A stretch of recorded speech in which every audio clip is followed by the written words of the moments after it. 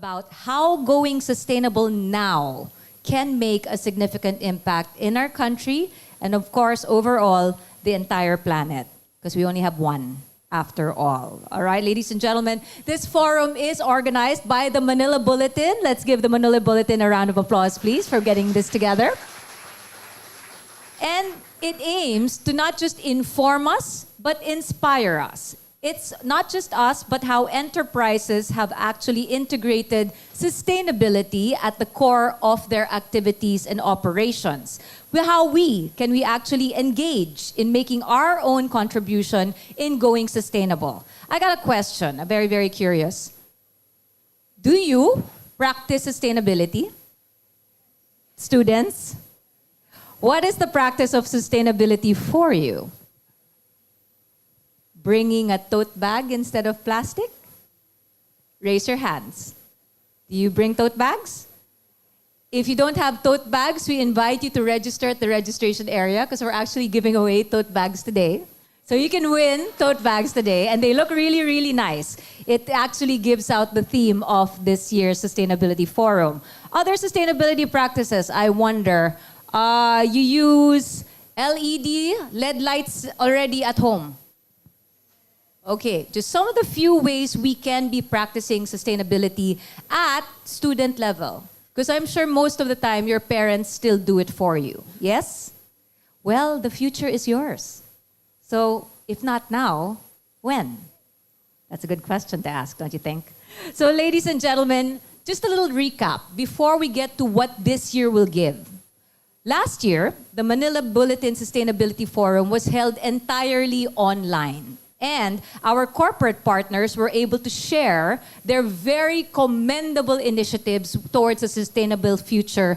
Inspired, at the end of the day, they were able to inspire all our viewers on practices that they can also start and come up with to follow their example. If you would like to review what happened last year, guess what? It's still online. You can visit the Manila Bulletin Facebook page or the Manila Bulletin YouTube channel. Once it's online, it's forever. Tama ba? So you can review what our last year's panelists were able to share. And again, this is all about actively engaging you to make your own contribution when it comes to sustainable practices. So this year, we are continuing this very commendable endeavor. We will be tackling discussions about the concept of ESG. Do you know what ESG is? Lagot. Environmental, social, and governance. Repeat after me. What's ESG? Sorry, the teacher and me just can't help it because we are, after all, here in the University of the Philippines. All right? So yes, ESG. And we are truly honored to mount this Sustainability Forum this year here at the University of the Philippines, Diliman. We are looking forward to having meaningful dialogues, not just with our panelists who will be on this very stage this morning and afternoon, but even with you. So if you're watching us online or if you are here live, write down questions and submit those questions to our Manila Bulletin staff. We want to get a conversation going. How are we impacting you? Because again, we cannot drive the message very, very much at home. You are the future. You are in control of how to move forward. Please take that into account today.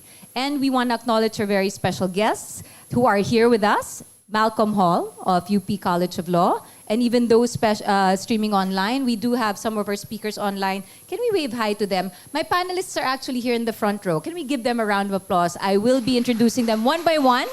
Good morning in a very, very short while. Thank you for making it here because, yes, there is a transport strike today. But hey, the show must go on. And like I said, to our on-site audience, you have a chance to win our official tote bag for this year's forum that says, if not now, when? Simply go to the registration area and make sure you register. So now let me set the scene what you can expect today and tomorrow. We will be hearing insights from guest speakers, how much we need. Number one, a comprehensive reach of awareness. Meaning delve deeper into what actually goes on, what's already in practice.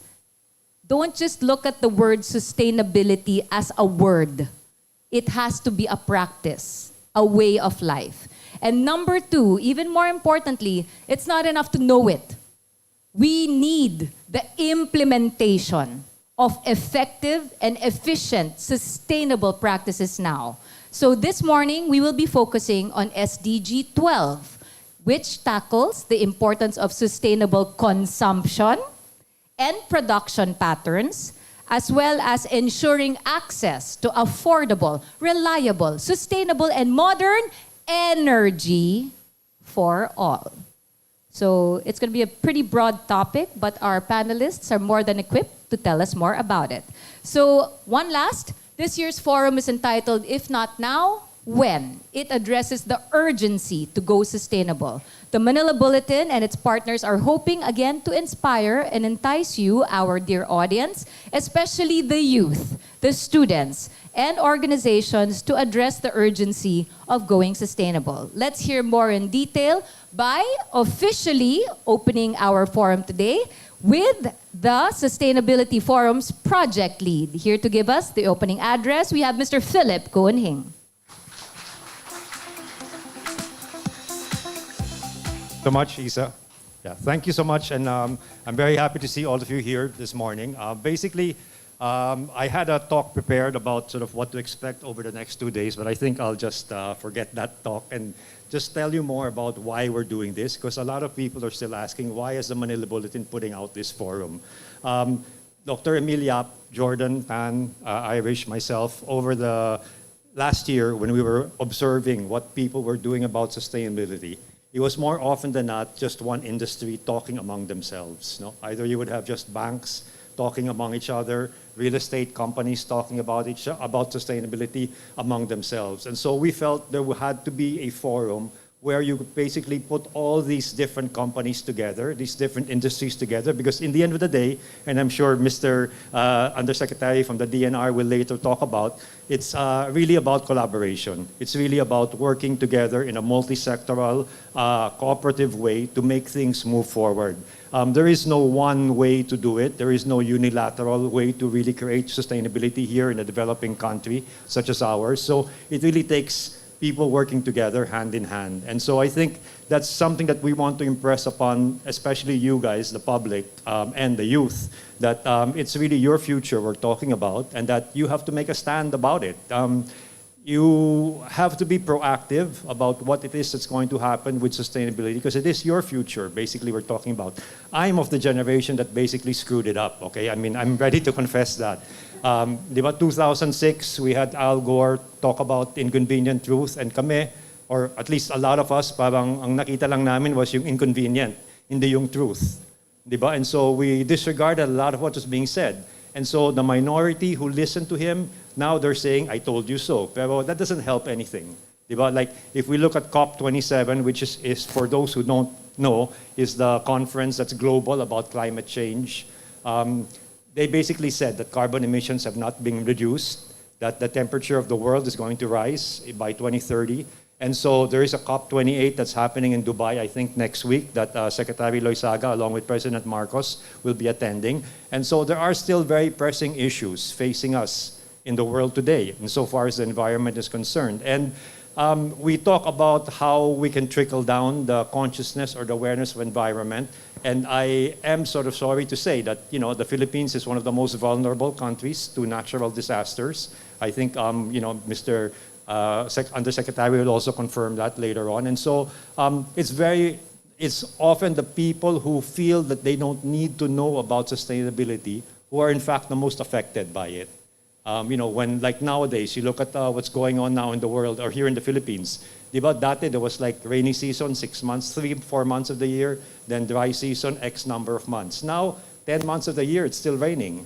Diba? And so we don't really look at that as something that we just take in stride with living. But if you really look at it from a macro point of view, it is how a lot of things have been affected over the decades since we've basically disregarded what had to be done about the environment. So we're hoping you guys take this forum as a chance to sort of open your eyes, learn more about what you can do, even on a soft impact basis with your own lives, And hopefully you see this as some kind of framework for what the future can hold for you. Because the 17 UN Sustainability Development Goals, only 4 to 5 have to do with environment. A lot of the others have to do with quality of life, with inclusivity, with stamping out discrimination, with infrastructure, with innovation.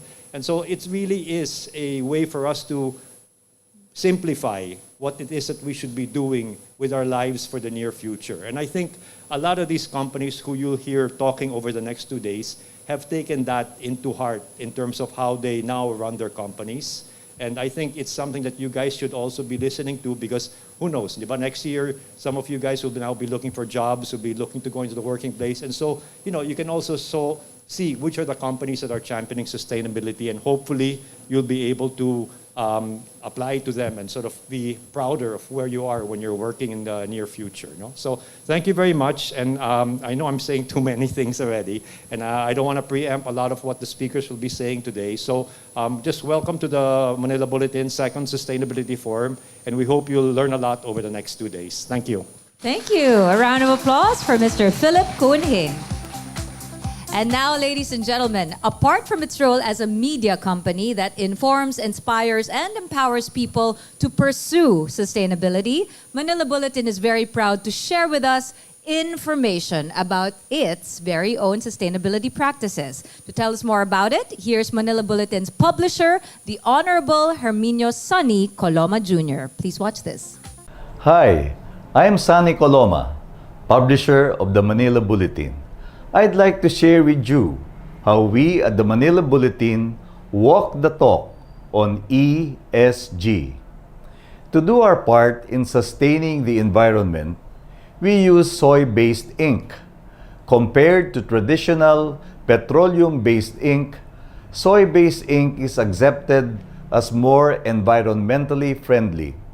While slower to dry than many inks, it provides more accurate colors and makes it easier to recycle paper. We optimize our operations in terms of production schedules and working hours to reduce energy use. We upcycled fluorescent bulbs at the end of their lives into new lighting fixtures by turning them into chandeliers used in the office. We upcycled used printing plates into office decor elements. We upcycled wood from our transport crates and turned them into dividers. For a time, unsold newspapers were upcycled into egg crates. We host an annual Christmas tree making competition where the participants use old newspapers in creatively designing unique Christmas trees that reflect how Filipino families cherish Christmas traditions. We also believe that as a business, we have a social responsibility. We participate in relief efforts every time calamities hit the country through our Bag of Hope initiative, which is a collaborative effort between Manila Bulletin and its sister companies. We have an annual junior journalist program whose goal is to develop the next generation journalists of the country. Above all, we believe that as a news media organization, it is our primary social responsibility to ensure that the stories we publish are truthful, factual, and accurate. We believe that a well-informed citizenry would be empowered to make choices and decisions that are beneficial to their families. On good governance, we follow the laws of the land and fulfill our duties as a good corporate citizen. We put up plant walls around the office to promote office well-being. We do not discriminate against gender in our pay and hiring practices. We observe gender equality and fairness. Examples are Pinky Colmenares and Isabel De Leon, who have been with the Bulletin for more than 2 decades now. Pinky is currently our executive editor, while Isabel is our news editor. We welcome inclusivity and diversity. we have members of the LGBTQIA plus community present in our workforce. We continually embark on a process of innovation in our products, services, and processes in an effort to adapt to this ever-changing world. We aspire to do our part in the creation of a more sustainable tomorrow. In sum, we at Manila Bulletin believe in ESG and endeavor to make it a way of life. This is our firm commitment as an exponent of Philippine progress. Let's give the Manila Bulletin a round of applause. Hi, I'm Hi Sunny. again, Secretary Sunny. Okay, let's give Secretary Sunny a round of applause, everybody. And may I just comment? Most of you were smiling ear to ear seeing that video. See, that's sustainability in practice. And it doesn't have to be dreary or something that you're like, it's something I have to do. It's something fun, right? And again, it helps everybody. That's exactly what we're tackling today. So now, ladies and gentlemen, please allow me to introduce our keynote speaker. Truly, we are honored to have him with us, a representative from the Department of Environment and Natural Resources to kick things off today. Of course, DENR is at the forefront of advocating sustainability programs here in the Philippines. So everyone, please listen up to the Undersecretary for Field Operations of Mindanao, the Honorable Jocelyn Marcos E. Fragada. Good morning, Yusek.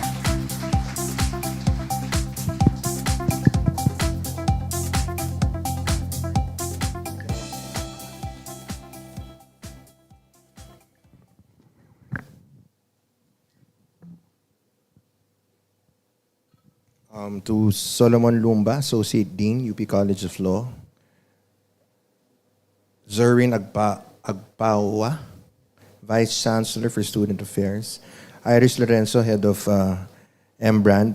Of course, Mr. Philip Coning, Project Head of Manila Bulletin Sustainability Forum.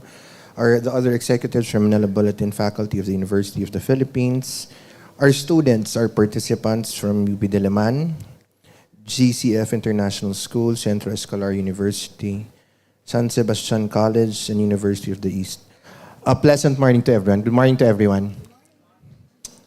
First off, I'm truly honored to be here. Secretary Luisaga would have wanted to do this herself, but she has a present meeting in Malacanang, so she extends her deepest regrets not to be able to attend, but she would have wanted to be here. So today, she had me come here and do a presentation. Earlier, I was interviewed by Manila Bulletin, I would guess, no, and asked me about what the government does or will do in terms of sustainability. The motto now is, if not now, when? I think it's very timely because, as mentioned earlier by Mr. Coning, the students, the youth, for that matter, are very vital. They play a very vital role in the protection of our environment and natural resources. And it always starts from the individual, not as a group. What's important is the contribution of each individual. Today, I ask of you one thing. Of course, I was a student once.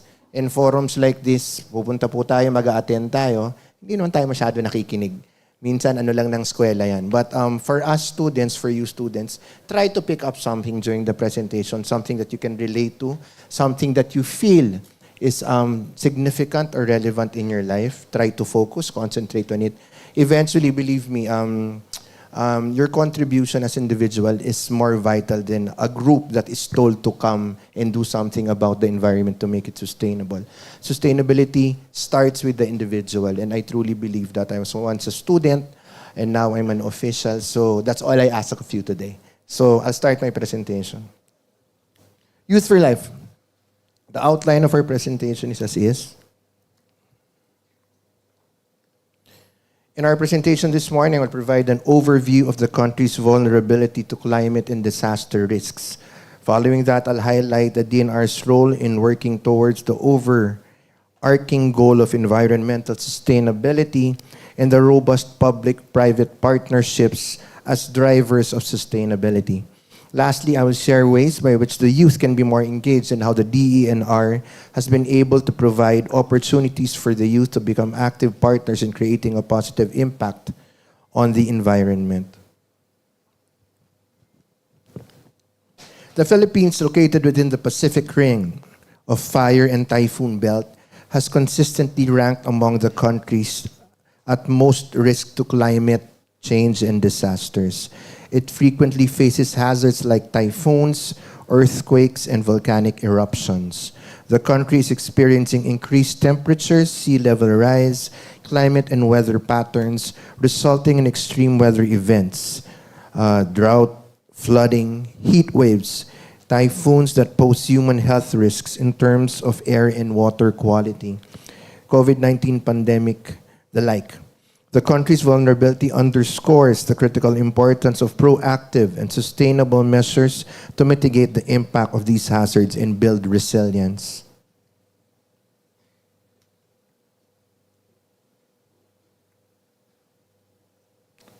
In recent years, the Philippines has consistently ranked among the top 10 countries most at risk to disasters.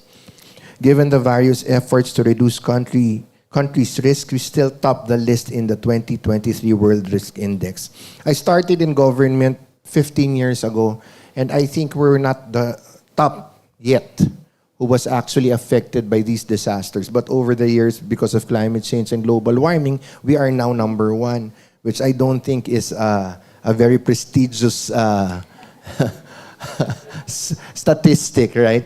But it's important to note, although we are the most affected, we are not part of the top 10 contributors to climate change and global warming, which is ironic, but we are the most affected at this point in time.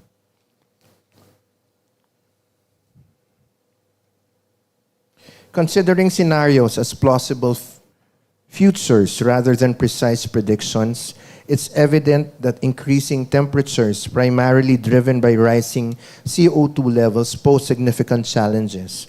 Future emissions are expected to contribute to additional warming, and in the next 2 decades, the global average temperature is projected to reach or surpass 1.5 above pre-industrial levels. Achieving temperature stabilization requires a transition to net zero CO2 emissions. As global warming increments, regional shifts in mean climate and extremes become more widespread and pronounced. Projections indicate that climate change will heighten the severity of impacts on both natural and human systems, leading to increased regional variations. The Philippine Climate Extremes Report of 2020 highlights a generally consistent warming trend, with the expectation that warming will intensify. Simultaneously, a prevailing drying trend is expected to escalate over time. These insights underscore the urgency of adopting sustainable practices and mitigating climate change for a more resilient future. The Philippine Climate Change Extremes Report 2020 shows a generally spatially uniformed warming trend. We will continue to warm, and that warming will continue to increase. There is also a general drying trend, which is expected to increase.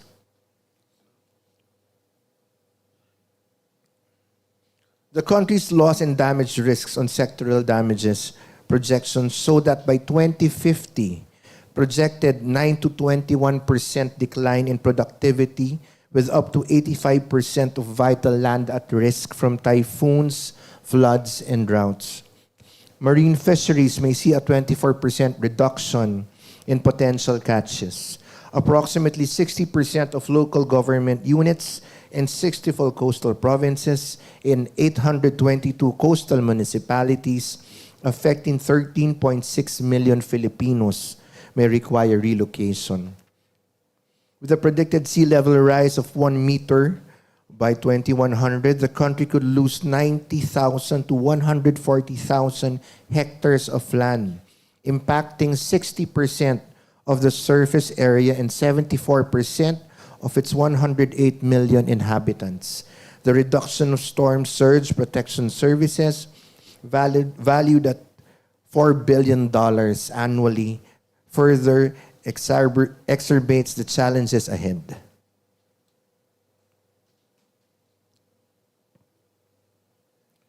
The impacts of climate-induced disasters have resulted in loss of lives and properties. Other impacts are migration in coastal areas, where 90% of our urban centers are located, health issues, and damage to public infrastructure. The Philippine Country Climate and Development Report projects infrastructure damage, productivity loss, and business interruptions will impact our GDP by 7.6% by 2030, 13.6% by 2040, and 18 to 25% by 2050. These are compounded with the insufficient proper support mechanisms in place as the government and its partners try to cope accordingly.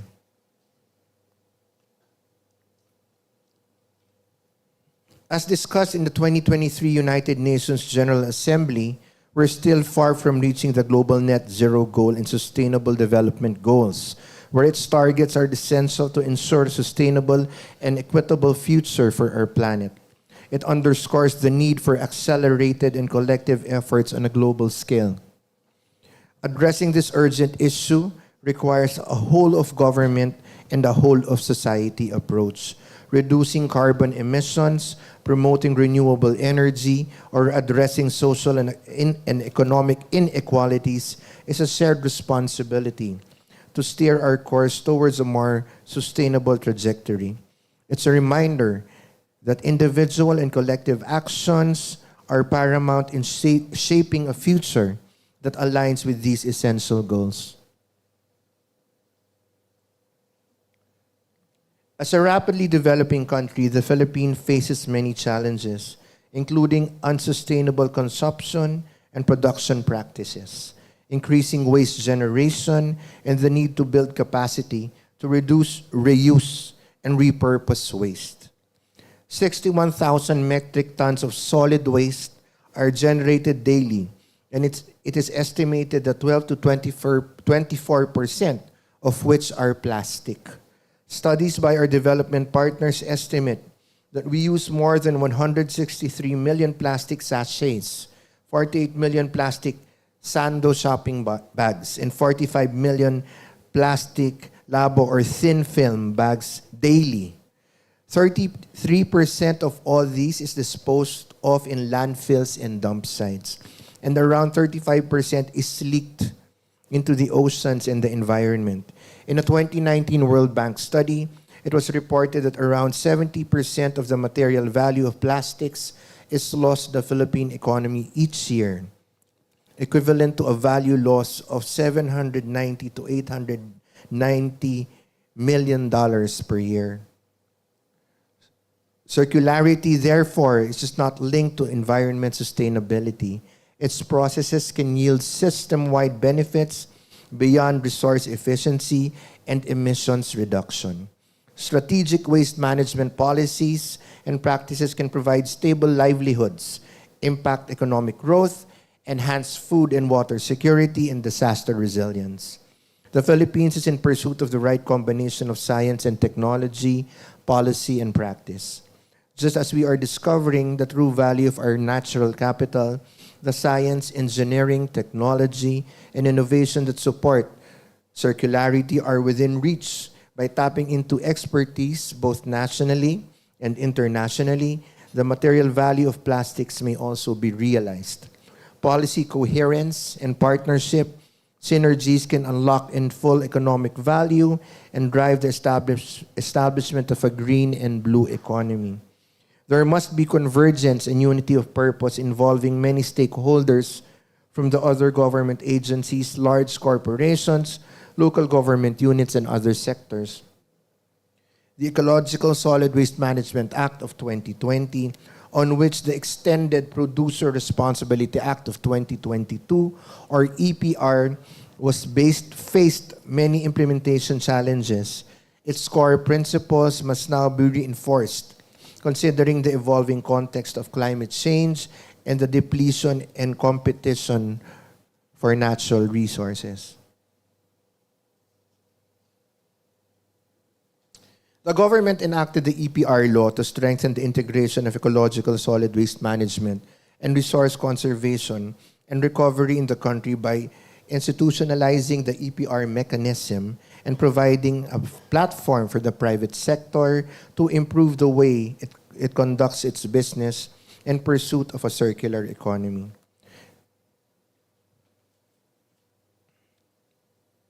The Climate Change Commission is the lead policy-making body of the government tasked to coordinate, monitor, and evaluate the government's programs towards a climate-resilient and climate-smart Philippines, and to ensure that climate change is mainstreamed in national, local, and sectoral development plans. Section 5 of Republic Act 9729 of the Philippine Climate Change Act of 2009 states the President chairs the Commission.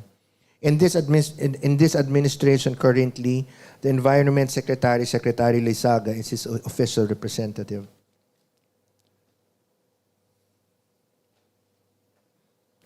The DNR's climate change adaptation and mitigation programs can be seen in 7 priority sectors: forest, land, biodiversity, water and mineral resources, urban air quality, and ecological solid waste management. Activities are carried out through our network of regional, provincial, and community offices throughout the 16 regions of the country, 4 staff and 2 line bureaus, and 6 attached agencies. Executive Order 22/2023 created the Water Resource Management Board office under the DNR to harmonize all government efforts and regulatory activities to ensure availability and sustainability of the country's water resources.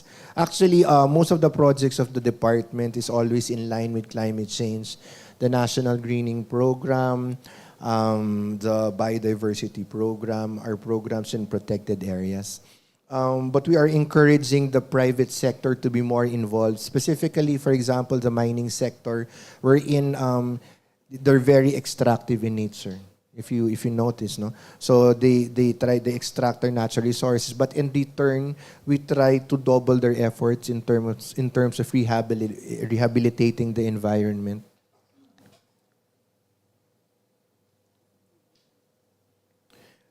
The agency continues to lead coherence, convergence, and synergy to ensure that climate change mitigation and adaptation measures are carried out through a whole-of-society and whole-of-government approach. The Philippine government instituted the Cabinet Cluster, or CCCAM-DRR, chaired by the DENR, for effective integration of policies and programs on risk management, DRR, and sustainable development. The NEDA, Philippine Statistics Authority, and DNR have been working together to institutionalize natural capital accounting in the Philippines with a roadmap of its implementation by 2040. The Geospatial Database Office was created through a department administrative order to promote the use of technology in gathering science and evidence-based information. Local governments and multi-stakeholders collaboration is being made possible through a project that was introduced by Secretary Loizaga, Project Transform, which I will discuss later.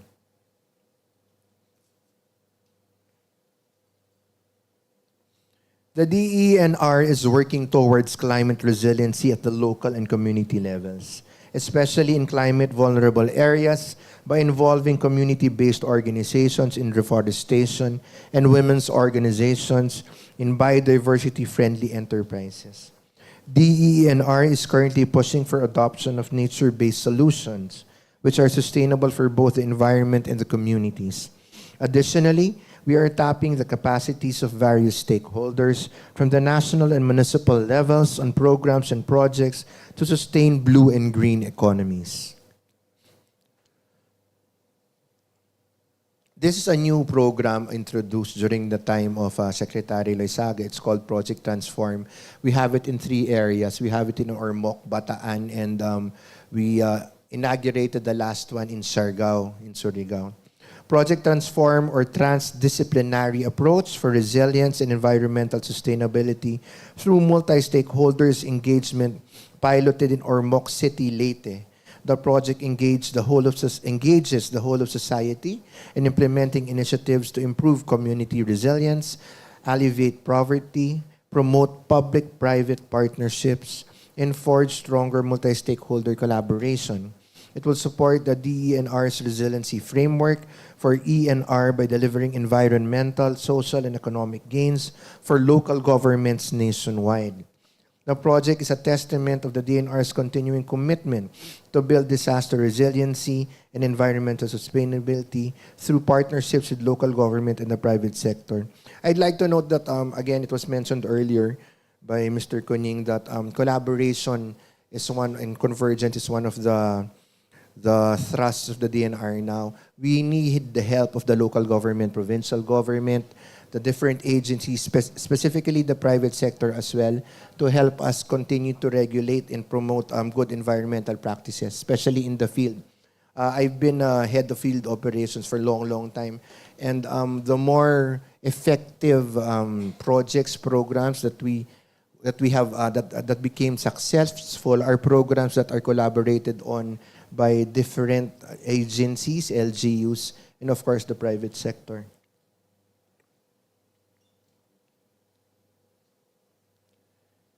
DENR partners for Project Transform, EDC, Energy Development Corporation for Nature-Based Solutions in Ormoc City, developed with DNR 5 modules to strengthen LGU's existing programs in biodiversity, greenhouse gases, accounting, financial literacy, disaster management, and nature-based solutions.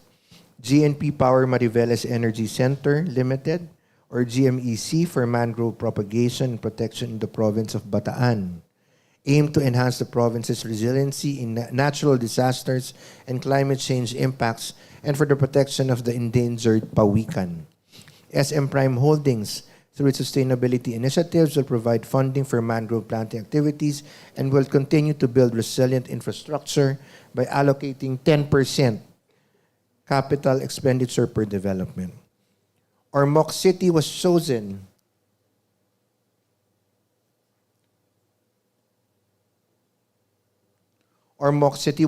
as the pilot area for the implementation of Project Transform. The project will provide higher-level solutions to raise ecological integrity and improve socio-economic conditions of the city and its surrounding municipalities. Nature-based solutions will be adopted to address hazards such as landslides, drought, decrease in crop yield, heat stress, and loss to life. NBS restoring forest soil control, restoring forest for water supply and to stop runoff, expanding urban green spaces, and stopping storm surges with seawalls and mangroves.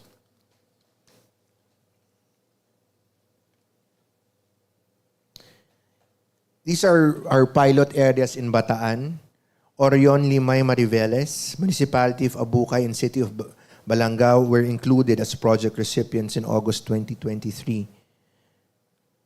Bakal Batan is a flagship project. Bakal Batan is a flagship project for mangrove propagation and protection of the provincial government of Bataan in cooperation with the DENR, San Miguel Corporation, GN Power Mariveles, SM Prime Holdings, EDC, LGU Orani, and Tubo Tubo Fisher Folks Association, which aims to protect the coastline, sustain marine biodiversity, develop livelihood opportunities, and promote ecotourism. GMEC will provide $7 million for the project. These are the contributions of SM Prime Holdings Resilient Infrastructure, directly trying to address the specific hazards of sea level rise, storm surges, liquefaction, severe wind. Significantly, the four hazards we have are part of our geohazard mapping in the MGB. So we try to focus on them and try to address them. When empowered, young people can build climate resilience and adaptive capacity in their own communities to enable sustainable response against the impacts of climate change. The DENR implemented transformation climate interventions such as workshops, school-to-school transdisciplinary learning, and provision of learning materials about the environment, among others. These interventions are transdisciplinary, time-sensitive, and targeted to young Filipinos. These will be discussed further in the presentation. We are also conducting youth-focused initiatives that connect decision makers with youth leaders to boost climate action by showcasing youth-led, climate-resilient initiatives and solutions. I believe that the initiative should start in everyone's lives, including young people's lives. Climate change is both a result of natural and man-made actions Therefore, in our own simple ways, we have to be mindful to not exacerbate the challenge of our environment we are facing right now. These are some of the initiatives we can do in our home, school, and community in general, lowering our carbon footprint by shifting to vehicles that does not produce gases such as a bicycle, tree planting in backyards, vicinity of campuses, and participating in government-led projects. In our department, we are coordinating with high schools and college universities where we conduct a youth resilience program and other youth engagement activities.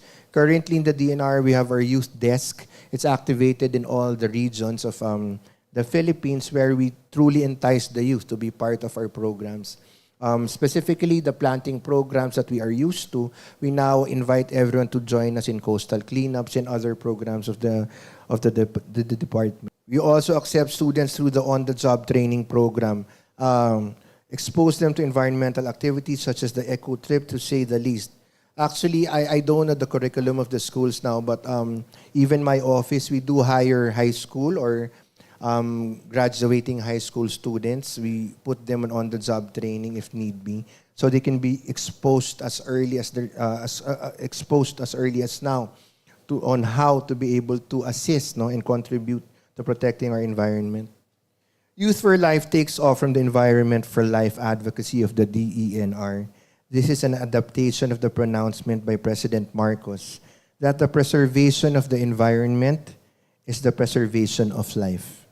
I urge you to step into the forefront of the sustainability movement. Your energy, passion, and innovative thinking are powerful catalysts for positive change. Embrace opportunities to engage in environmental initiatives, whether it is through activism, volunteering, or joining youth-led organizations. Be the driving force behind sustainable practices in your communities, schools, and beyond. Your actions today contribute not only to a healthier planet, but also to a more resilient and sustainable future for generations to come. Remember, the small steps you take today can lead to giant leaps for sustainable tomorrow. Thank you very much, and good morning. Thank you very, very much, ladies and gentlemen. Yusek Fragada. That overview was really comprehensive. And it did start first on a, oh no, note. And I think it was a big wake-up call, especially for our students here. Wow, number one! Are you proud to be number one of the most vulnerable in the world? To have a number one status, dapat palakpakan yan, di ba? Pero that was the general feel this morning. But Yusek Fragada ended it on a very encouraging note. You can contribute. Yes? So make that a wake-up call. And again, that is a wonderful way to really open our ears to what our speakers now will be sharing via their presentations. But again, a round of applause for DNR Yusek Fragada. Thank you very much for being here. And of course, do give our regards to Secretary Loizaga. Okay, everybody. So as it was mentioned by our opening speaker, who is Mr. Philip Kuenhing, how we will go about today's presentations will be a multifaceted approach. Not one way to do sustainability, but ways that you can hopefully pick up a thing or two per speaker. So without further ado, let me introduce our first one. The first topic for today's forum is entitled Sampaguita, Megaworld Hotels and Resorts, signature brand of service and sustainability program. To share with us how their sustainability practices are, we give you, the Managing Director of Megaworld Hotels and Resorts, a round of applause for the lovely Ms. Cleofe Albiso. Good morning, Ms. Cleofe.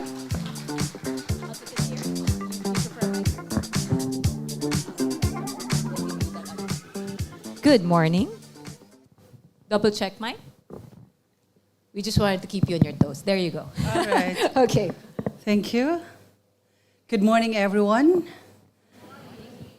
To the faculty and administration of the University of the Philippines, of course, to Philip here, who brought us the opportunity to speak to you, and the rest of the Manila Bulletin executives and staff. to my team. We've got some speakers here from the industry as well. To Yusek Fragada, who spoke ahead of me and gave us a beautiful background of where we are as a country. Maayong buntag kaninyong tanan. You see, when Manila Bulletin invited us to do this, we could not say no. This actually came in with another invitation from Singapore, the Hospitality Summit, but we thought we'd like to touch base with the youth of our country. And the question is beautiful. If not now, when? Sometimes, priorities come on the upper percentile in our lives when we go through personal experiences. And it happens only when our hearts are moved individually. And this goes true across all ages, right? If you have ever heard of the story of Yolanda, and that's just a few years ago, ever heard of stories of survival, of your families having to go through survival of typhoon, earthquake, and other calamities, more than just the discussion, it brings the prioritization of sustainability to better state, individually and as a company. Today, we're very glad. Megaworld Hotels and Resorts. I'm Cleo Albiso, the Managing Director, and I'm very happy to have the opportunity to be able to share to you the project we call the Sampaguita Project. And more than introducing the flower to you, which I'm sure we all know as our national flower, I'd like you to set your attention to the screen for a short video.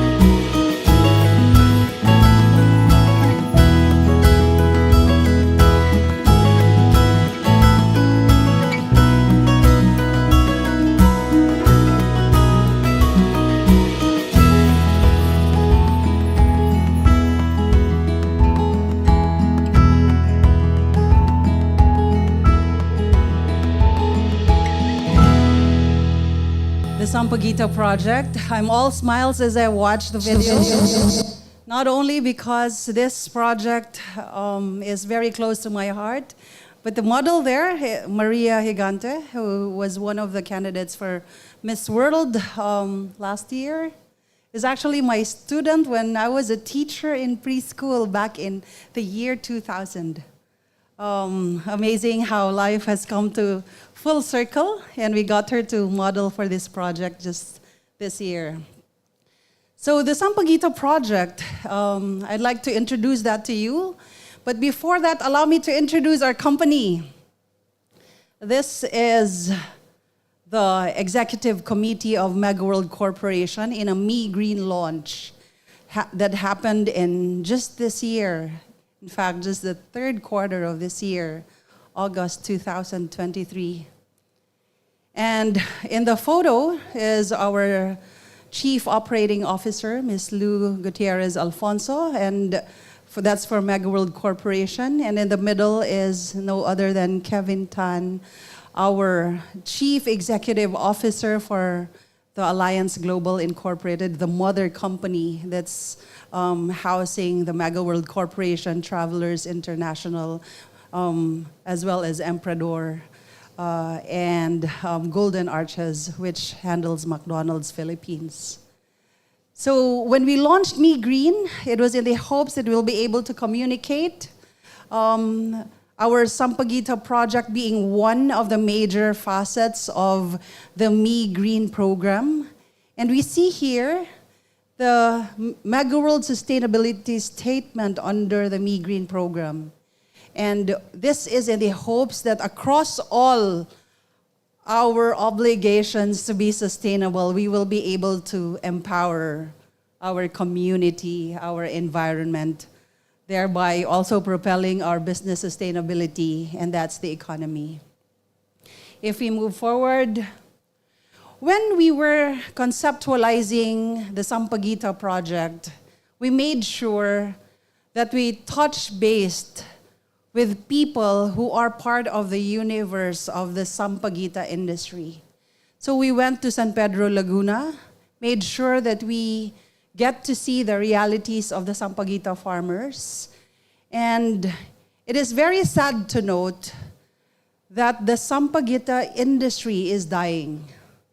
What we call as our national flower is actually having very difficult situation of scarcity.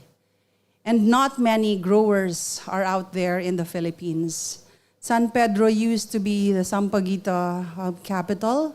Unfortunately, there are not much Sampaguita plants anymore.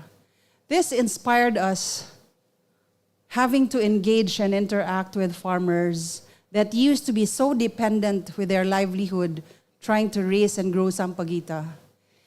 If our dear students here would have Sampaguita as a memory where in a simple lay, where parents actually buy when you're Catholics, outside of the churches, and it's something you buy out of pity sometimes to the young boy or young girl outside.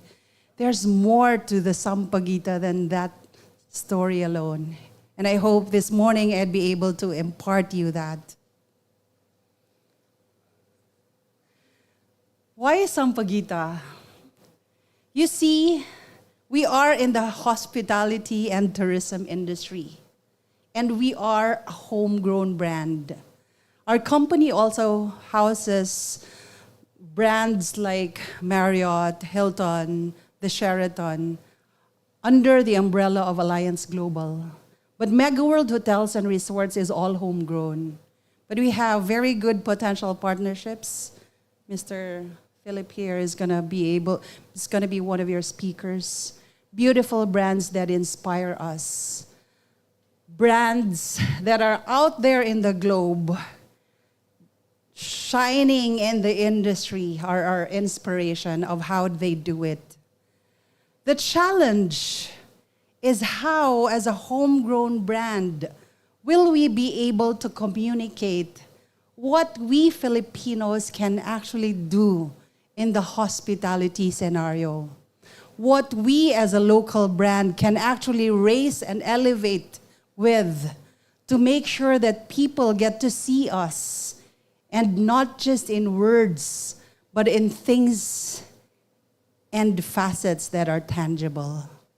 Thus, the Sampaguita.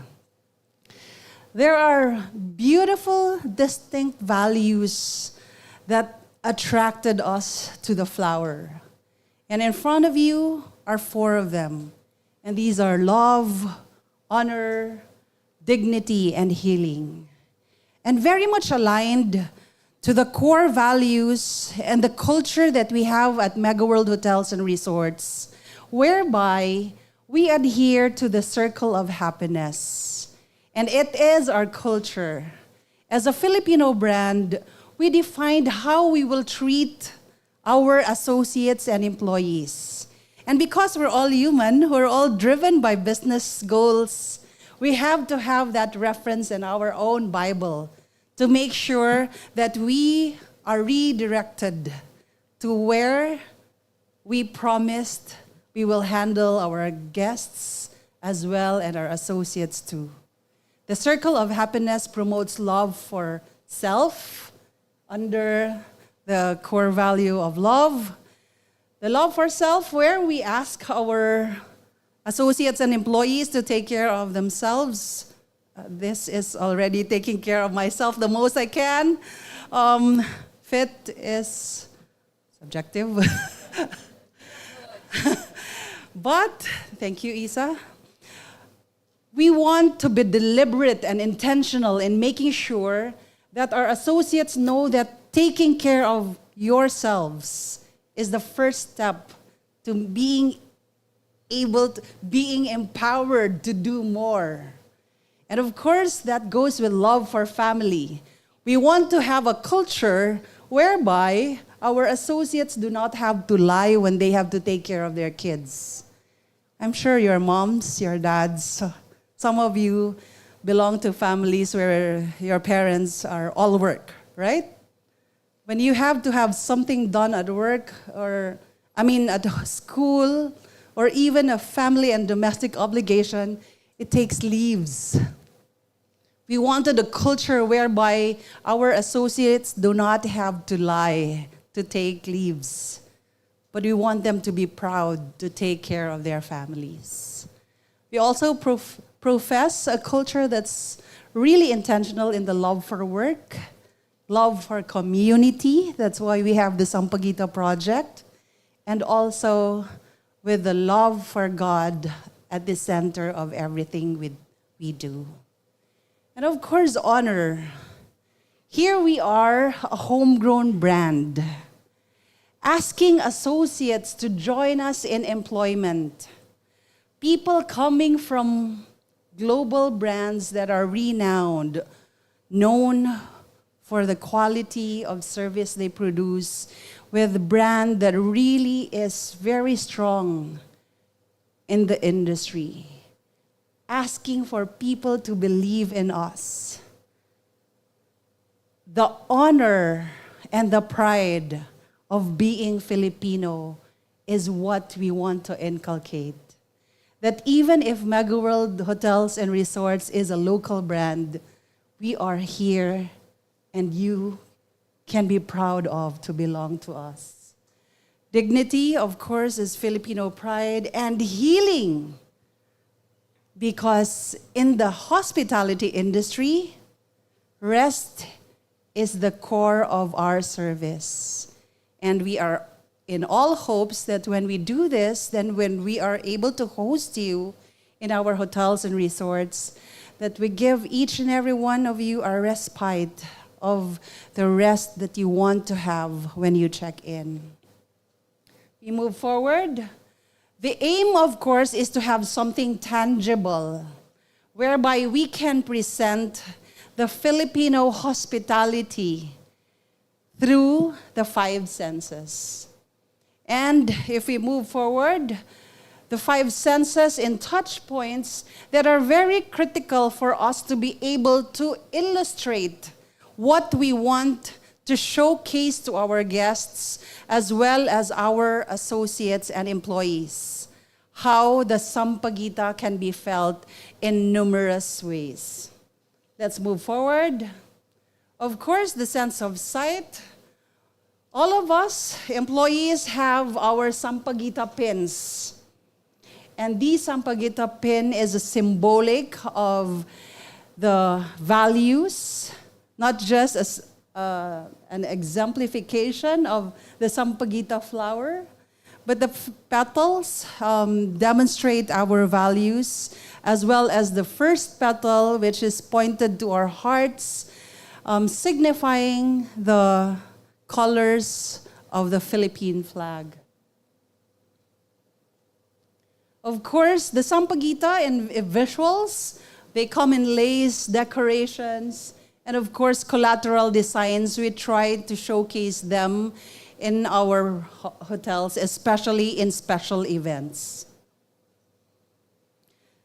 So to be able to do that, we have to make sure that supply is there. We've already shared the hiccup that we encountered. There's scarcity of the sampaguita flower. So we decided, and we will share in detail later in a video, that we actually have made sure of the availability of the sampaguita plants across all townships of Megaworld, and we've started with 4. 2,500 sampaguita seedlings were planted across Cavite, Iloilo, and Mactan New Town. What's the 4th one? And Boracay. Of course, we move forward. How else do we make sure that our guests get to really feel sampaguita across our service offerings? One is the culinary journey. And this one would really show us how a Filipino culinary professional can really be so passionate about showcasing what a sampaguita can be in terms of our food and beverage offerings. It's amazing how a chef can actually just put out a dish that has sampaguita, but you will be wowed, as I am personally impressed, how our chefs took the challenge of research and development. Of course, it is a new knowledge, right, that it's edible. Nakakain po siya. Yeah. And we've had a lot of culinary wows across all the creations of our chefs. And in just 3 months, we have been able to serve 3,000 diners, and we're very glad that the sampaguita menu is available across all Megaworld hotels and resorts brands. Of course, we know that jasmine or sampaguita is commonly used for oils and scenting. We also partnered with Dwellbeing, a startup company that's where 2 mothers are behind the project, and they do this because of a beautiful story of a son that actually has skin allergies when using inorganic ingredients. So beautiful stories with advocacies of different partners that also really touch the heart. Dwellbeing has been key to the partnership and the journey of the Sampaguita project for us. And we've already utilized 1,124 gallons of scenting across all our properties. And we have this sample here, and these are hand soaps. These are scents. And you will be amazed how cool and refreshing Sampaguita when mixed with other elements can be. Truly an elevated form of what our national flower can offer. Of course, our champion here for the sense of touch, Miss Claire Bernabe, who is also an alumna of UP, is the offering of the usage of essential oils and massage oils in key touch points.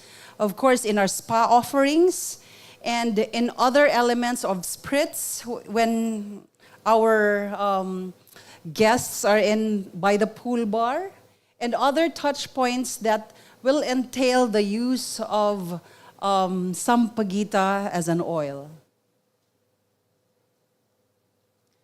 And we've made sure that we get to hear about it. And we did not only pick the original Filipino music that will depict the beauty of the music that Filipinos have been able to create. And we actually have a Spotify.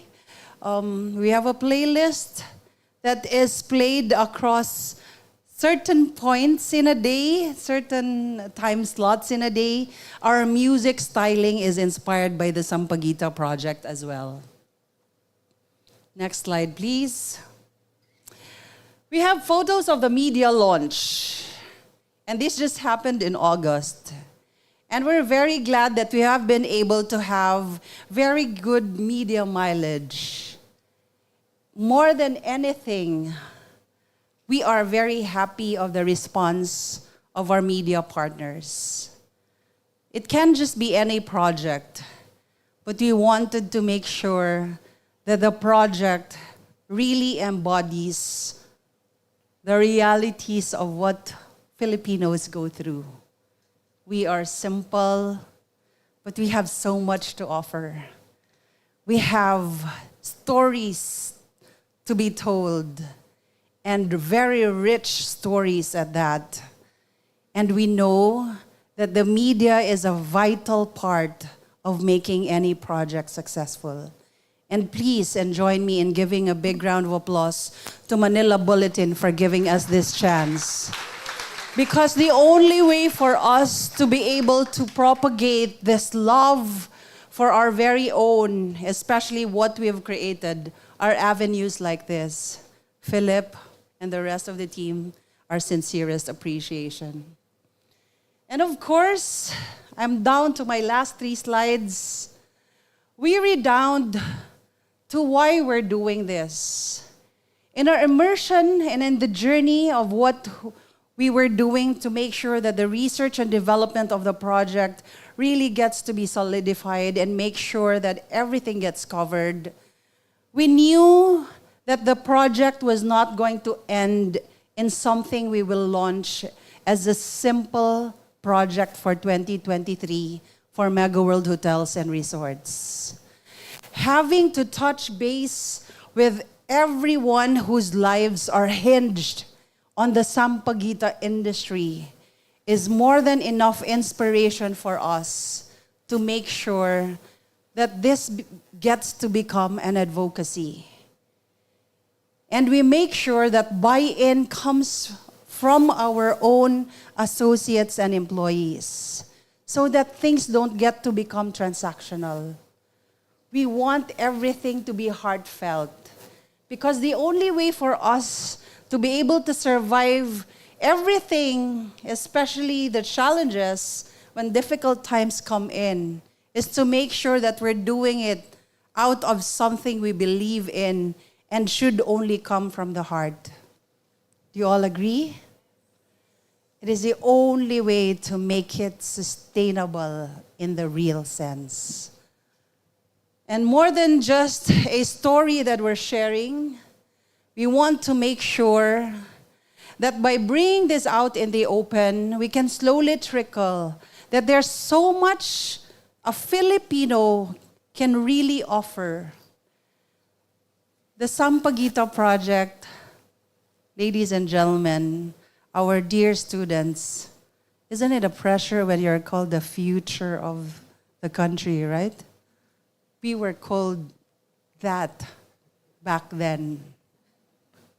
And we're very happy that as the years rolled, we have these beautiful opportunities to stand in front of you to make sure that we pay it forward, we pass on the baton. Because you can actually choose to be normal, but you can choose to be a Sampaguita, simple, pure, multiple uses that's beyond our imagination. Filipino, one that we can call a youth with a purpose. And we would like to call upon you this morning to make sure that the efforts of everyone who took time to stand here will not be put to vain. I stand representing a Filipino brand with a heart filled with so much pride that I represent a brand we call our own. Whilst we can concentrate on the many things that we don't have and the many challenges of our country, we also have the beautiful chance to be a Sampaguita. Allow me to close with a video that will showcase our Sampaguita planting that we just did yesterday. Thank you so much for listening.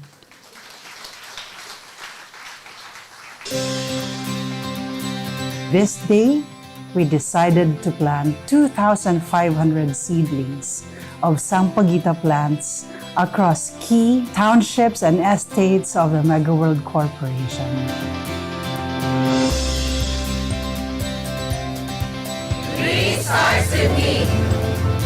Tuwing naiisip ko ang Sampaguita, naalala ko yung aking lola at ang tradisyon namin bilang pamilya na nagdadasal tuwing alas 6 ng gabi. Kaya siguro nandito tayo ngayon upang sariwain ang mga tradisyon natin bilang Pilipino. Ngayon sabay-sabay tayo magtatanim. Kasama natin ang mga taga Boracay, kasama natin mga taga Cebu at taga Iloilo. Hindi lamang para sa sariwain ng tradisyon, pero para siguro simulang buhayin ang industriya ng Sampaguita.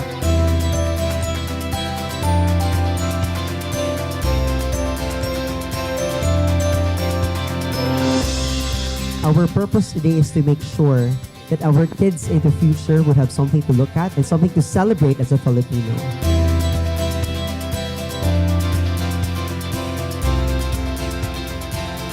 This is really a very important effort on sustainability. And she sees this as the heart of Megaworld Sustainability Program.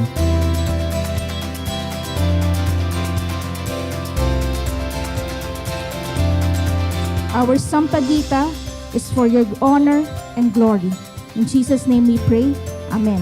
We are very glad to be able to do this, and hopefully this will not just end as a project for us. It is already one that we can call our advocacy.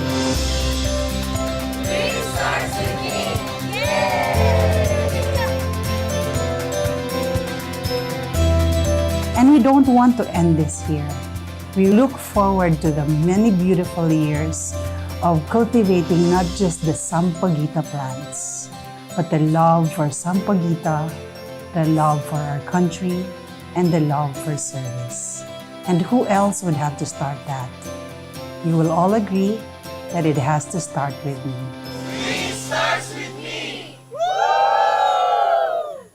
A round of applause. Megaworld Hotels and Resorts. May I invite back Ms. Cleofe to join me on stage for just a quick Q&A. Konting chika. So after each presentation, we'll have a little... okay, wow. We get comfortable. We get couches. How's my online audience? How you doing there? Give me thumbs up online. Well, to my physical audience, thank you for your applause. So don't forget, we do have registration outside if you want to take home our tote bag for this year's Sustainability Forum. What's the title? Theme? If not, very good. Thank you. I love our audience. Very, very attentive. Come sit down, Cleofe. Just a couple of chit-chats. After each presentation, I have the honor of actually picking the minds of our speakers. So, Cleofe, we felt the heart. Didn't you? Didn't everybody feel the heart there? Sabi ko, ikaw naman nagre-recruit ka. Diba? Ayan, mga hospitality. We don't mind. Diba? You can submit your resumes. Oh, diba? Exactly. The future. But here's the thing. Let's start first with you as a business, Megaworld Hotels and Resorts. So before staff and before employees, customers first. I know, and we all felt the heart of the signature service of MHR. But do your customers, the hotel patrons, feel it? Because at the end of the day, nararamdaman ba lahat to? Is there? I think across all touch points that we have put in place, it is very evident when you come in our hotels. Whilst we have just launched the project in August. Yeah. August, 3 months. It's become progressive. It's a progressive project. You get to see opportunities to add. You get to see opportunities that come from the guests themselves. We won't be able to serve the 3,000 plates or people if the response Was not there. amazing. Yeah, And I'm so- sure it's starting with, uy, may bago. Uy, ano to? Actually, the question is, nakakain pala yan? Really? That they can eat the sampaguita. Yes. That they can eat. And there are drinks as well, not just limited to tea, but there are concoctions that our culinary team have been able to create. So it's a wow. It's new, and hopefully we'll be able to develop the love for it. Of course, especially among Filipinos. Sampaguita. Is it? I think it's our national flower. It is our national Yeah, it's our flower. national flower. So now moving to your team, because again, I feel the love when you speak. Is this or does it translate to your staff, to those working in Megaworld Hotels and Resorts? Because it's one thing to educate, just like what we're doing here today. We keep talking about it. But it shouldn't just be a word, sustainability. It should be a practice. And now that you are working, is it imposed na ito yung mga gawin nyo? Or are they saying, we embrace it, ma'am, may suggestions din kami. Gusto namin gawin to. This is a very valid question. I think Philip would agree that the biggest hurdle would always be how to make sure there's buy-in amongst people who will execute it. I think what we've gone through in the past 3 years is more than enough to make sure that people in our organization understand the importance of doing sustainability. Allow me to share, and I've always been very vocal about this. Boracay, where we have 2 hotels and will open another one next year, Congratulations. has been through a lot. Yes. We are very aware of the rehabilitation that it went through. And after the rehabilitation, a 2-year pandemic. And every time there's closed borders and there's travel restrictions from Manila to the island, there was nothing at all in Boracay. And we've got about 700 employees in just 2 properties. And it's very sad that when we had to recall them, there were stories of supervisors having to survive their families in the years where we were closed with just selling coconut husks. If you're a leader like me and the rest of the executives here who have influence of what you can do for the future to make sure we get to avoid incidents like that in ways we can.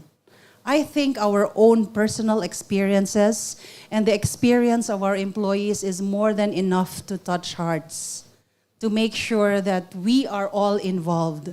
We were not this passionate before too. We would have to be honest. But what we went through really just triggered a lot of strings inside, and now we want to be more present. We want to be able to reach out, and we want to really inspire. That's your buy-in. And that's why it's embraced. It's not imposed. Now, for my final question, this is a national thing. This is a Filipino thing. I hear it in your voice. This is our way, our brand of service. But again, you are also all under Alliance Global.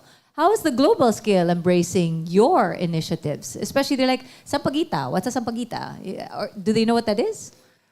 We're trying to introduce. That's why. So you're actually educating, you're Yes, resonating to the rest of the world. Yes. Because usually it's mandated or trickled down from global to local. Well, Pabaliktad. I'll have to say that the conglomerate, Alliance Global, has AGI Sustainability. It's Sustainagility.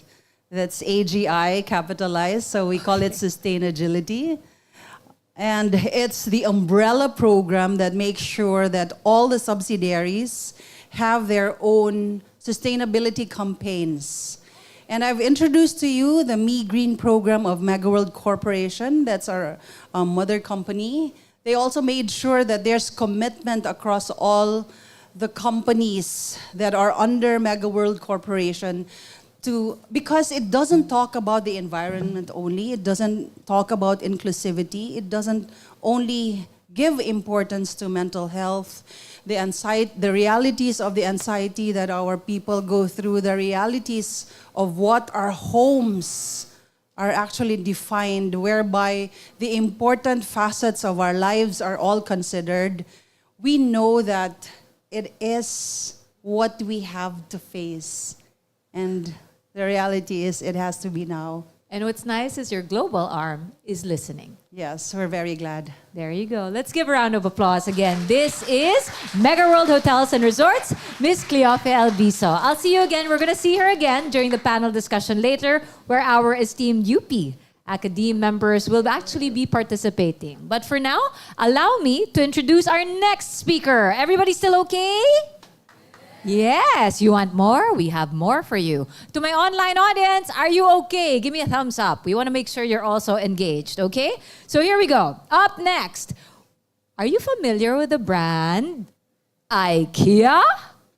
Oh, look at that.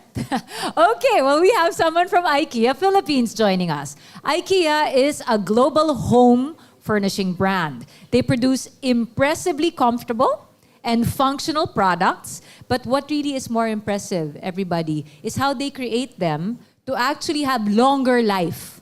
So that's a goal. That's their goal, to minimize waste, to minimize carbon emissions, and to make an impact. They really do walk the talk also when it comes to sustainable living. But don't take it from me. Let's listen up to the commercial activity leader and online sales leader at Ikea Philippines. We give you Mr. Gerard Perlas. Ah, there he is. Hi. A lot of excited students.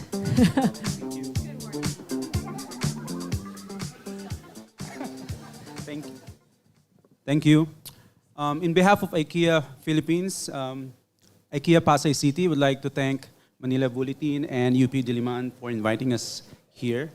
And for today, as what Isa mentioned, I'll share with you about our sustainability efforts for IKEA Philippines.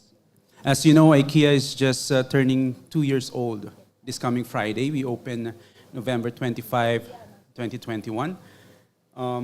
And for the past 2 years, we have done so much efforts with regards to sustainability efforts. By the way, I'm Gerard. I'm responsible commercial activity leader. And in simple definition, basically I'm responsible for campaigns and activities for IKEA Pasay City, Philippines. And at the same time, I'm working together with the online team to work with IKEA.ph. Next slide, please.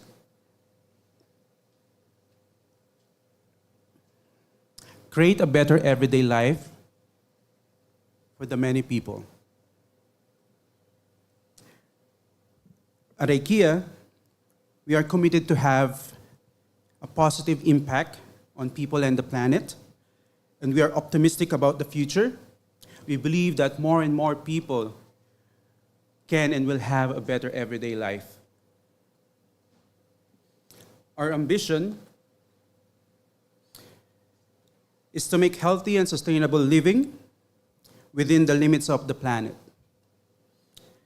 A desirable choice that is affordable, attractive, and accessible for as many people as possible. Through our size and setup, we can have a huge positive impact. People are looking for solutions and responsible brands. And we believe that our customers are looking for sustainable products and services. And shopping more mindfully and looking at companies more critical than ever. They are looking for brands with a purpose. And our young people, like you guys here, are looking to work for companies that are sustainable, give them a sense of purpose as well. Our NGOs and academics, and for many of you, investors, are holding businesses to account. Our governments are in some cases looking to partner and even reward businesses that take up to the call of demonstration action. We must find ways to make a meaningful and positive impact and to communicate what we do. What we certainly don't know at the answers now at IKEA, but for me, I can just provide a short overview today of how we drive the agenda with our IKEA retail business in Southeast Asia. And for a brand capital, Filipino has a higher interest in sustainability versus global. How can we do that? Becoming climate and positive and regenerate sources while growing the IKEA business. Through healthy and sustainable living, circular and climate positive, which I will tackle for today. My colleague will continue the fair and equal or fair and inclusive tomorrow in the afternoon session. Healthy and sustainable living. This is to inspire and enable more than 1 billion people to live a better everyday life within the boundaries of the planet.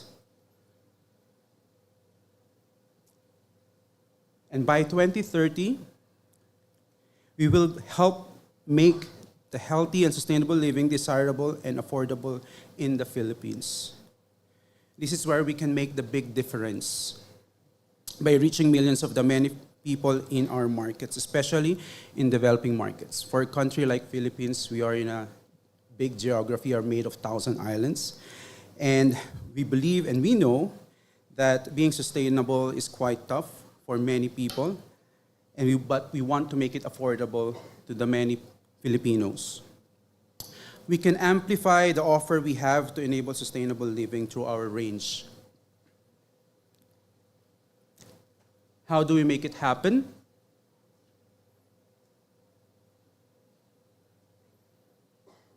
Of course, by enabling our affordable, sustainable living, which through our range, as you know, we have almost 10,000 range in IKEA. And our customers are looking for sustainable products.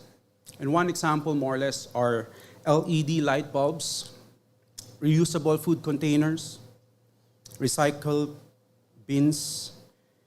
And we are certainly not the only ones to offer these products. But in IKEA, we offer quality at prices so low that almost everyone in our markets can afford them. We ensure that sustainability living is not luxury for the few. One of the efforts that we have done for the selling team is last August we tried to lower some of the prices for sustainability products. And one of those is this product named Fracta.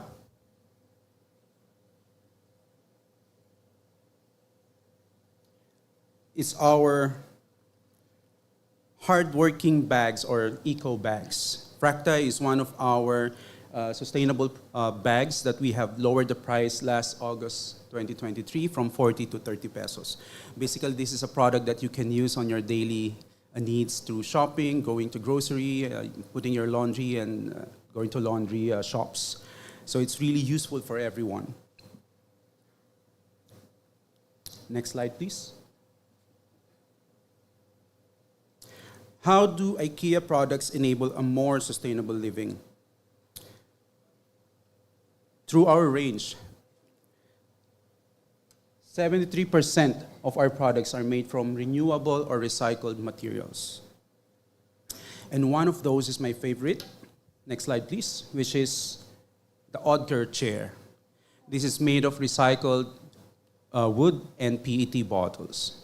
So this product is really sustainable because all the trash from the ocean, recycled PET bottles, are being recycled and made up of this new beautiful chair, Odker. Next slide, please. 98% of the wood used for IKEA products is either FSC or Forest Stewardship Council certified or recycled. As you know, most of the products that we sell are made of recycled wood, and basically 98% of those are either FSC or certified or recycled. One of which is our kitchen front. Next slide, please. Named Nikibo. This black wooden front door is made of also recycled PET bottle. made of recycled PET bottle, and also the frame is made of recycled wood. So this is one of our best sustainable product in kitchens department. One of the materials that we use as well is cotton, which is based from our Better Cotton Initiative, or BCI. Cotton is our second most used raw materials, and IKEA uses approximately 1% of the world's cotton supply. Aside from that, next slide, please.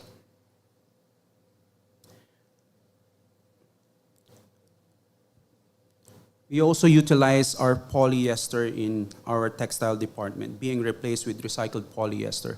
So we want to expand beyond IKEA textile and use recycled polyester in all of our products. So this is not only in cushions, but it's also used in sofas, armchair, upholstered dining chair, and upholstered swivel chair. And last year, we just launched our ocean theme soft toy range, Blobbing God.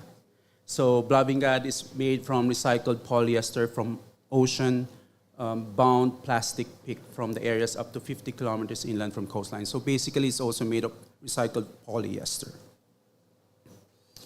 Aside from home furnishing products, we also offer our food range. And in 2025 rather, 50% of main meals offered at IKEA restaurants will be plant-based. So for those who have visited IKEA Pasay, you've known or popular the meatballs.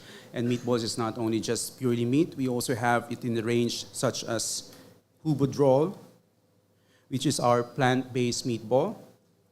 We also offer some range of vegetable ball.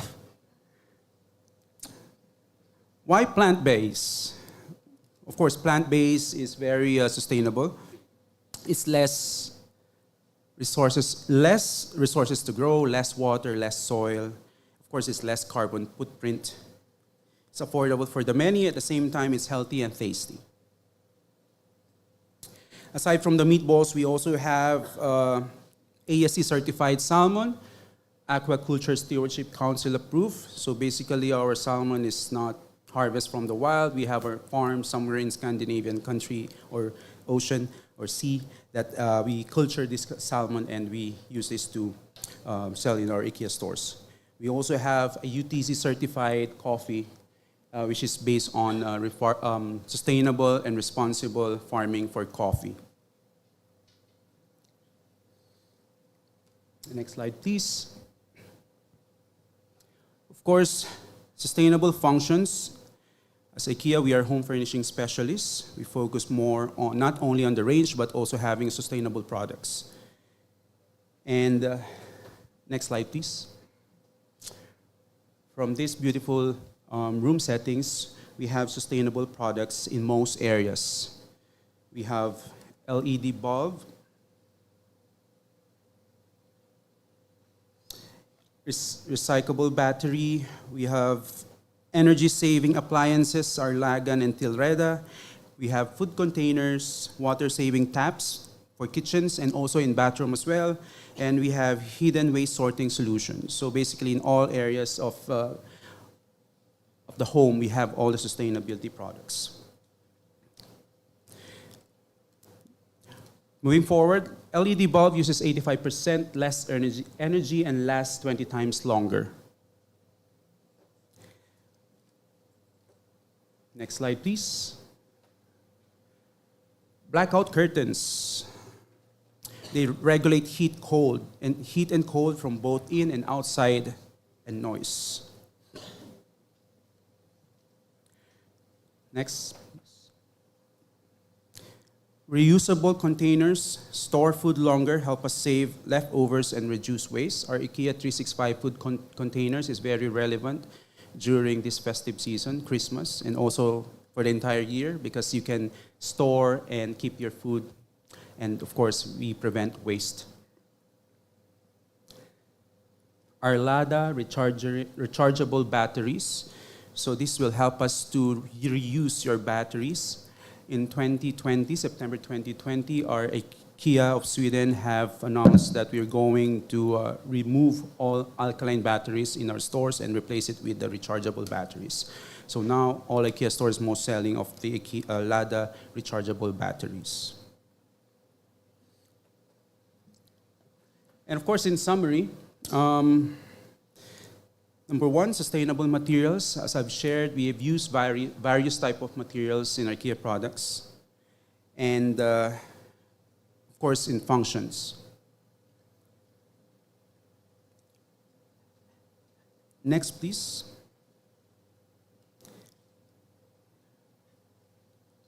To move forward, last few slides for circular and climate positive. We'll move as far and as fast as we can to support the IKEA global ambition to become circular and climate positive. We will seek innovation that reduce our use of non-renewable energy and water and drive towards zero waste. One of which is to develop clean transport. Next slide, please. Currently, we have 22 electric vehicles, and we want to achieve 100% electric by 2026. This is partnering with our transport service provider, Mover. It's using EV as of the moment. Next, please. This one is reducing food waste. As you can see, this is one of the equipment that we use in IKEA Food to recycle food waste. So before we throw it in the ocean, we try to digest it. It's a machine that we use enzyme, and this enzyme are being, it's like an intestine. So we make sure that before we throw the waste, food waste, it's much more sustainable, and it doesn't harm the environment. Lastly is also to inspire our customers to be more sustainable. And as of now, we are having our soft toy campaign also as part of our sustainable initiative. If you purchase a soft toy, 50 pesos will be donated to Better World Smoky Mountain. And that's one of our sustainable efforts. And lastly, we wanted to offer also a sustainable home, courtesy of Artaland from Una Apartments. And that would be my last slide, and just my last message. As what I've mentioned earlier from the previous presenter, we can make big part and contribute in sustainable lives and actions. So for this coming festive season, we need to be sustainable in many ways by doing small things for ourselves, recycling, and of course ensuring food waste is at minimal level. That's all. Thank you very much. Thank you. Sir Gerard, please stay with me here on stage for a quick chica. No need for the chairs because it's just going to be a quick wrap up. Yes. But hey, you all got ideas how to decorate your rooms, right? Obviously, yes. Many, many ways how sustainable, how, again, recycled products are actually great products. Okay, there. Just checking. We can stick to this one, Sir Gerard. But Sir Gerard here, obviously, with IKEA, it is global. Earlier on with Cleofe, it was local to global. This one, obviously, it will be on a global scale, trickle down to local practices. So you highlighted a lot about recycled products, how they can be of use, what the benefits are, again, when it comes to sustainability practices here. But I wonder, are you aware of recycling products here? Does IKEA outsource that here? No, not quite. No. As It's of really the still moment, there. yes. Most of the products that we have created is not really yet here in the Philippines. It's basically from other parts of the world, other countries. So most of these products and even the materials are sourced outside the Philippines. Do you think we can do it though? I believe Is that it it can be possible we possible, can? but it will take time because as a young company in the Philippines, I think there's still a lot of process that is still need to be in place. Of course, there's some government regulation, there's some technology that is involved. So over time, it will be in place, but hoping that it will come soon to us. Here's one thing. When it comes to that scenario, because you're saying sustainability obviously is still pretty much starting in the Philippines. That's obviously an opportunity for IKEA. Yes. Are they frustrated though with how things are here? Or they really see it more as an opportunity not just to provide products, but to educate the country? I think for me, it's more about educating the country. And of course, it starts from us, co-workers. Joining IKEA Philippines 14 years ago, it's really not so easy to understand what sustainability means. But through educating co-workers, when we onboard the company, of course, the company has efforts how to educate and encourage co-workers to do sustainable actions. One example, more or less, is through our food waste. So whenever we eat at our canteen, we are encouraged to do food waste or separate the food waste. And also we are encouraged to eat what we can, to take food what we can consume. Yeah. You know naman Filipinos, we like punong-puno yung plato. Yes. O, tumawa kayo. Totoo yun. Pag Pinoy, pag may, pagkain, pupunuin ang plato. Yes. Tapos hindi mauubos. O, diba? Patay tayo dyan. Ayan. Wag nga naman ganon. But we're really trying to be as real as we can when it comes to practices. But beyond that, and beyond the discount for employees, I'm sure meron nun, which nakaka-entice na, uy, Yes. kunin natin to. For youth, what would you like them to take home? Especially, again, sustainability in practice. Because affordable, here's one thing with IKEA Philippines, affordable products are for everyone. But in practice, LED, you said LED lights, you said, most of them already said that's what they do at home.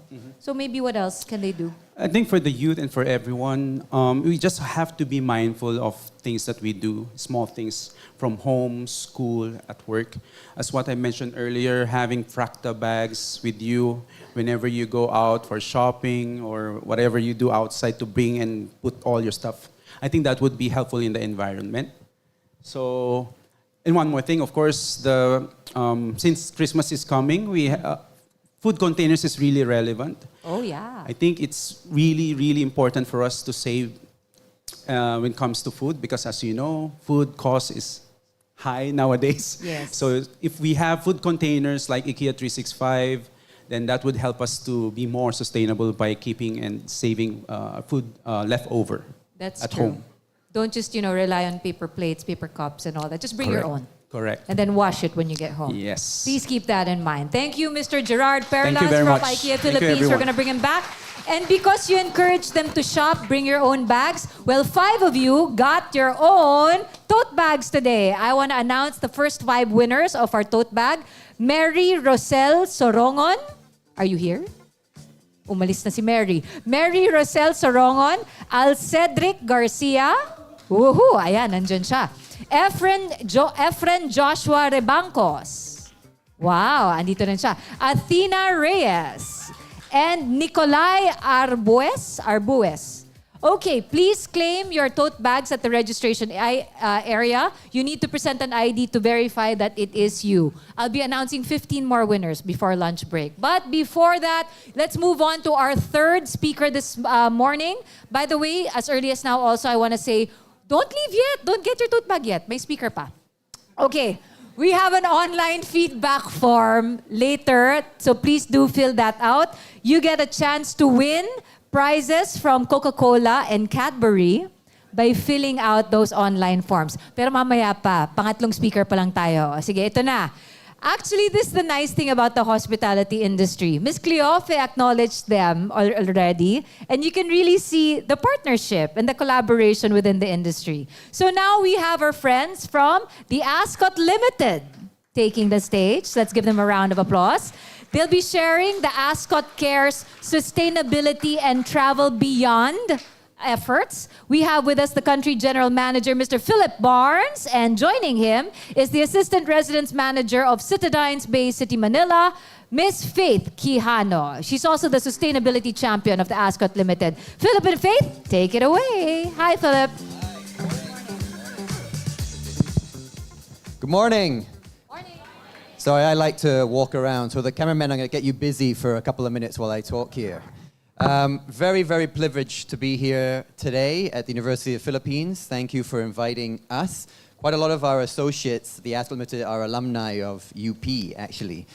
To Manila Bulletin, Philip, thank you for inviting us as well. It's great to be here and share a bit of our sustainability plans with you. So I am also Philip, great name to have, by the way.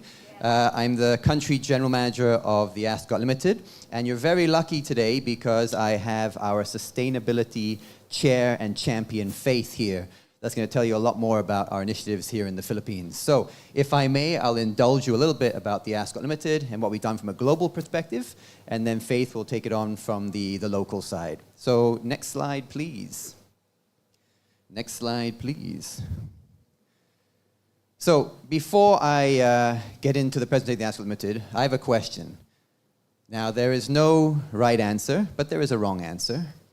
So, in terms of percentage, how much do you think tourism brings into the environment and the pollution of the environment? How much damage do you think it does? A percentage, globally. From this side, just shout a number, shout a number. 18? 18 is what it said here. This group agree with 18? 80%. Wow, Cleo and I should leave the industry straight away. This side, what's the number? And I see you on your phones, no Googling the answer. In the back here, no Googling, come on. Top head, what do you think? 27%, 15 minutes, I just started. Okay, 15% and 18%. Okay, close but not quite there. In terms of a global perspective, tourism equates to anywhere between 5 to 8% of the total impact to the world. So 80% is very far off, right? Now, the scary thing about tourism is that it has the potential to double or triple in percentage over the next few years. That's why it is so imperative that the hospitality industry and the tourism industry start to make changes now. You heard Cleo and what Megaworld are doing, and by all means, let's give her a round of applause. It's an amazing, amazing program. Cleo, I really love your program. I think it's a wonderful, wonderful program. And when you're doing the name badge, I went, the badge, I thought beautiful, and I was thinking, Singaporean company, what can we do? Hainanese chicken rice? Or I don't know. Anyways, but I loved it, so thank you. Thank you for sharing that. So the Ascott Limited. So we are a global company, Singaporean-based company that has been around in the Philippines for 23 years. Now, do any of you know the Ascott Limited here? A brand? Do you know the Ascott? You know the Citadines? Somerset?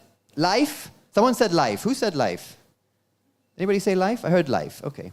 But Life is also a brand of the Ascott. So we have 15 brands in total globally, ranging from service residences to hotels and resorts. In the Philippines, if we go to the next slide, please. Here we go. So this is Ascott Limited.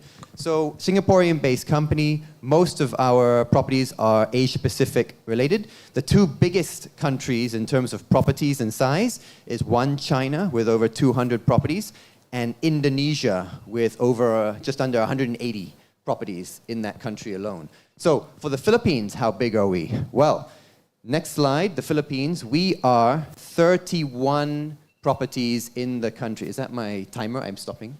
Yeah. We are 31 properties in the country, right? We currently have 14 operational, and since you're all here and you're all great at math, you can do the math to figure out how many more we got to complete and construct in the next 5 years. But 31 and growing.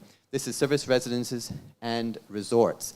To share with you a bit of background on our properties, the Ascott Limited is actually the first ever globally certified service residence in the world by The Edge. That's the first one, and it's here in the Philippines, done by the team in the Philippines to create that. It's a huge honor in the sustainability component. So that's 31 of our properties. What we do is two things. One is that we go for green building certifications. So that could be your EDGE, your Green Mark, for example. And the other one is that we go for operational certifications. This is GSTC.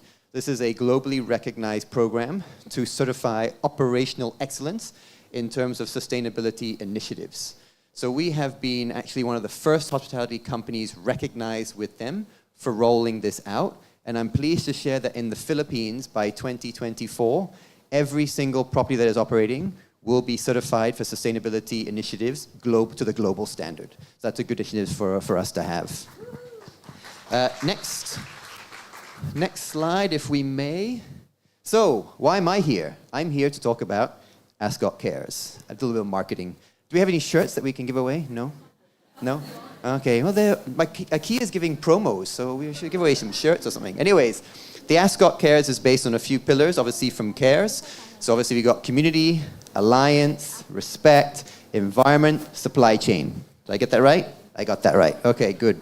So I'm not going to go into too much detail about this because Faith is going to talk a lot more about this locally in terms of how this has impacted our operations in the Philippines. But what I can share with you is our learning journey started a lot earlier. So this program was launched in November 2022, right? So we came out of the pandemic and we started to focus a lot more on sustainability. But for Capitaland and Ascott, we've actually been doing sustainable practices for over 10 years.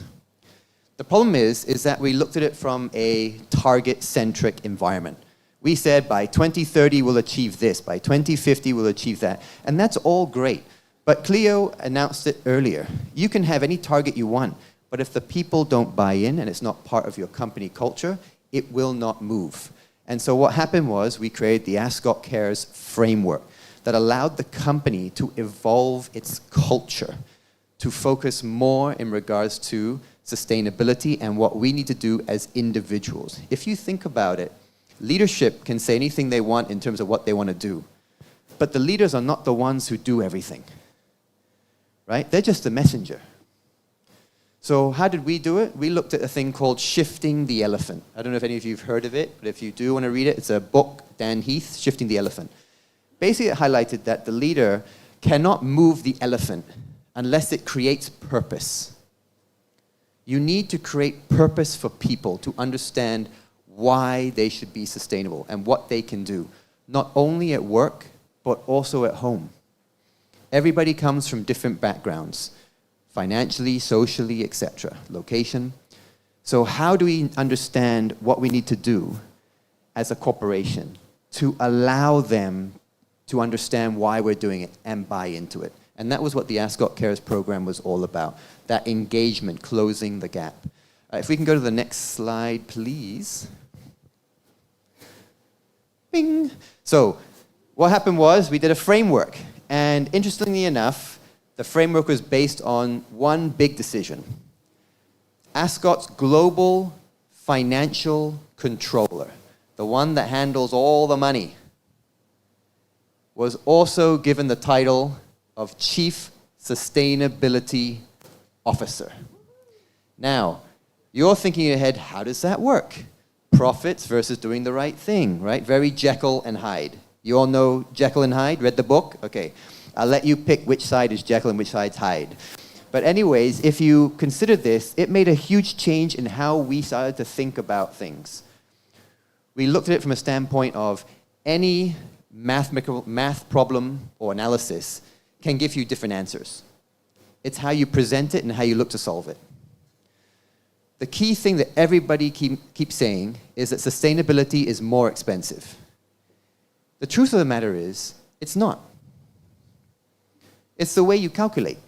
And that's one of the learning things that we had. You can get two big chillers. One can be non-sustainable, but for the outright investment price, can be lower than the sustainable chiller. That could be a higher price.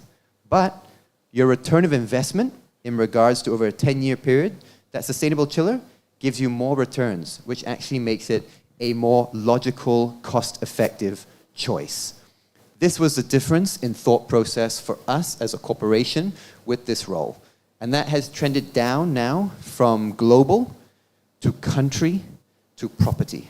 So if you see in the framework, we have a leadership council that is based in Singapore. And then what happens is you have myself and Faith, who will drive the Sustainability Council in the country.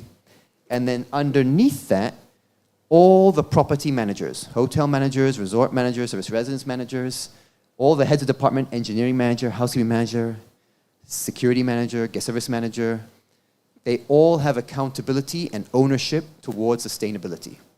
It's now part of our key performance indicators. It's part of our, as we call it, balanced scorecard. So by right, the messaging comes down in terms of ownership and accountability. We now have to support the direction, and we now have to bring everybody down to that same level in terms of what we need to do together. So that ownership and accountability ignited passion. Passion for education and learning. One of the things that we did a lot of is education. We worked on programs, we did rollouts of trainings in terms of environment, social, governance. We actually partnered with a lot of people because we recognize that we're not the experts in this field. We need to learn, even ourselves. So through partnerships, which Faith will talk about in terms of alliances, we actually work with multiple different companies in terms of understanding the ESG, right? So we work with Power Ignite in rolling out our DE&I engagement. We've worked with multiple companies in terms of equipment, in terms of water saving, electricity saving, etc. And it just continues on. Because what we recognize is we can't be a silo. We have to come out of a silo and work in partnerships across the board. So that is our governance chart there for you. Next slide. Okay, the great thing about being a publicly listed company in the Singapore Stock Exchange is that all this is available online, so I do not need to read it to you because I'm going to be told I got 10 minutes left. So, but here you can see basically 34% of all owned properties now are certified. You'll see that 15 countries, we are ISO and EHS certified. You'll see that we're rolling out different programs across, and you also see our sustainability targets in terms of savings of carbon emissions and water, etc. Next slide, please. Next slide. Here we go. So a little bit more. The other thing to also highlight for Ascott is that we also are the first ever hospitality company to partner with an international telehealth company called International SOS. So that gives free healthcare advice to all our guests. So a guest is not feeling well, they pick up the phone from their room, they call that number, and they get free medical advice. Then they get assistance in terms of where they need to go. So that was something we looked at, obviously coming through the COVID pandemic. Okay, I think I'm running out of time, so it's up to now. So that's just a global nutshell of the Ascott Limited and our sustainability program. I'm pleased to give you Miss Faith. She chairs our sustainability program in the, say that 3 times, sustainability program in the Philippines. She is extremely passionate about what she does and brings across, and we're very, very proud to have her chair. And I'm getting her more stressed as I say this. So, Faith, over to you. Thank you, Sir Philip.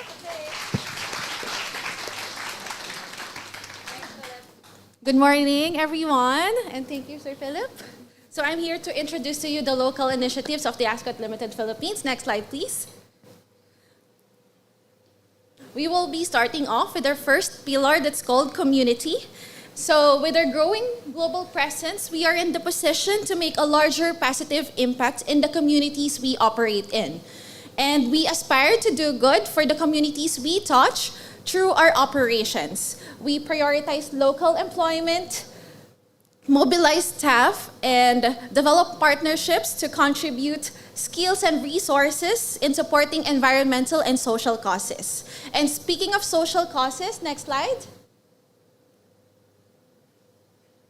All right, so Ascott Philippines has been collaborating with Gawad Kalinga since 2017. Each of our properties has a designated Gawad Kalinga Village partner, and this is where we do our monthly CSR programs. So under these programs, our associates visits GK Village and conduct livelihood trainings, and along with various engaging activities that we do, such as storytelling and cooking activities for the Gawad Kalinga kids. Next is, sorry if you could go back. Next initiative previous slide please. All right, is last September 15, we had the World Cleanup Day, and all our properties got involved in this global movement where we did our cleanup drives in the nearby parks and nearby bay areas of our properties, and all the plastic wastes we've collected have been donated for recycling. And in relation to the first story that I've mentioned, the Capital Land, Ascott Group, had this international volunteer expedition where our representatives from Ascott properties in the Asian countries flew over to the Philippines, and in partnership with local NGOs, Gawad Kalinga, and the local communities, we assisted in building houses for 20 underprivileged families in Bawan, Batangas. So to improve the sustainability of the community that we did there, we conducted various workshops, such as the Food Shed Project, where the community gained necessary knowledge and skills in doing gardening, building hydroponics, and this is just creating them and giving them more progressive community for their families. Another one is the cattery at Ascott Makati. So as you know, we are a pet-friendly establishment in Ascott, but our love for pets goes beyond that. We are one of the first few establishments to build a shelter for stray cats. And this cattery is located in the basement 3 of Ascott Makati, and it was built by our engineering team. And we provided cat food, litter, toys for them. But since the news came out, it actually met a lot of positive feedback. It quite created a buzz about it.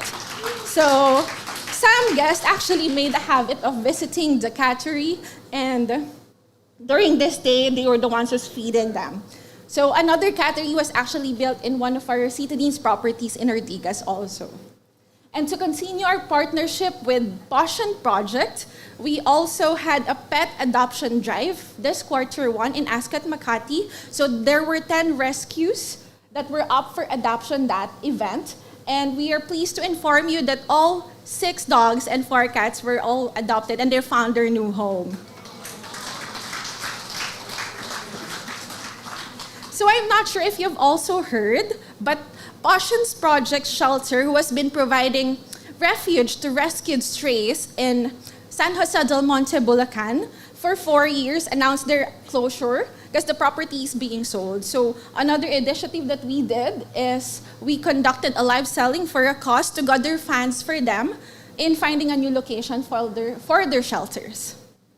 And another thing, Ascott also prioritizes local employment, mobilizing staff through our various staff engagement activities. Under the community is a sub-pillar called cultural heritage, because the Philippines has a rich cultural heritage, as we all know, that appeals to all travelers of all ages. So we make sure that with every visit of our valued guests, we make them experience the many local and cultural treasures of our country. Also, we promote our story number 8 there, the Stay Sustainably with our Somerset properties through our Sustainability Passport program. To engage our guests in the range of eco-friendly activities, wellness programs, and community initiatives. So this program enhances Somerset as the preferred choice of accommodation for those who want to be part of the green travel movement. Okay, next slide. Under Alliance is the goal of us driving meaningful partnerships. So we continue to be in partner with external stakeholders in advancing sustainability across the destinations that we operate in. Next slide. You've heard Sir Philip mention this a while ago. Ascott Makati received the EDGE Green Building Certification, which is a certification focused on making buildings more efficient. So the redesign of our hotel included installing energy-efficient air conditioning and heat pumps for hot water to save energy, low-flow shower heads, and dual flush water closets to conserve water. And overall, we've accumulated 80% of reduced embodied energy because of this redesign. We also have 2 of our properties BCA Green Mark certified, that's Somerset Central, San Celdo, and Makati, and also Citadines Millennium Ortigas. So when you say BCA, it's an internationally recognized green building certification scheme tailored for the tropical climate like ours here. So this voluntary scheme evaluates buildings for their environmental impact and performance through a comprehensive framework that assesses overall environmental performance for both new and existing buildings for energy efficiency. And last but not the least is the World Bank Group's International Finance Corporation, or IFC, and Ascott signed a memorandum of understanding in 2018 to pioneer the green certification for service residences, which we've mentioned. Ascott Makati is the world's first EDGE certified property in the end of 2022. Next slide.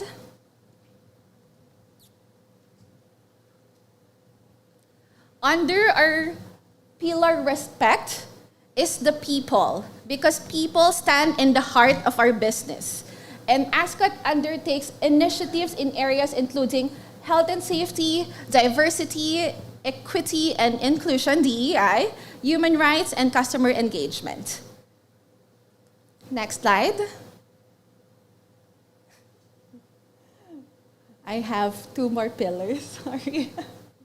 So another, did you know, Ascott is the world's first hospitality industry to offer a comprehensive suite of telehealth, telecounseling, and travel security advisory services to its residents. So through our partnership with health and security firm International SOS, Ascott strives to assure guests of their comfort and safety, not just during the pandemic, but until the present, by providing around-the-clock access to remote healthcare services. And then another initiative of Ascott is the Ascott Clean 360, where we aim to accommodate guests in a safe, comfortable environment, providing them a conducive working environment for our associates. Next slide. Is environment. And in terms of our fourth commitment, our focus is, as a responsible company, is the low carbon transition, water conservation, sustainable accommodations, waste management, and circular economy solutions. Next slide. So we have partnered with the Plastic Flamingo, or more commonly known as PLAF, in collection of the plastic waste in our properties. So PLAF is a social enterprise dedicated into repurposing plastics into sustainable construction materials, such as recyclable eco-planks. This will help build temporary shelters, new schools, housing, and other environmentally friendly goods. And their workers and actually their waste collectors come from low-income families. So PLAF is able to provide them with livelihood where they can upskill and seek more opportunities also. So by partnering with PLAF, we amplify our green vision to operate sustainably in all that we do. A very good initiative also that our guests appreciate is, and we usually get positive feedback and praises here, is our switch to the 5-water-gallon setup in all our apartments, eliminating the further use of plastic bottled waters and thus reducing our carbon footprint. Oh, and another initiative that we do can actually be found in your phones. So if you could point out for me, you can go to App Store and Play Store and you can download Discover ASR. And we have a loyalty program called Ascott Star Rewards. So if you're successfully registered, you can approach me later. So this is actually a 24/7 digital concierge. But what sets this apart is our Go Green program. So this is actually a part of our ongoing efforts to engage our guests and encourage them to adopt sustainable practices. So they get ASR points whenever they opt to lower down the room cleaning frequency when they stay. So last October 2021, when it was implemented, we had over 600 instances of room servicing were skipped, resulting to greater energy and water efficiency. We also supported Haribon Foundation's Forests for Life movement through their Adopt a Seedling program to sustain the rainforestation initiatives and at the same time provide livelihood to their partner, Samahan ng mga Magsasaka ng Sun Address. So last November 16, that was 5 days ago, we planted 1,250 native seedlings in the Sierra Madre mountain range of Tanay Rizal. So through this partnership, we reinforce both our organization's commitment to environmental sustainability and conservation of our natural resources. In terms, actually, D&I is more under the respect pillars, and this is the initiative of our CGM, Mr. Barnes.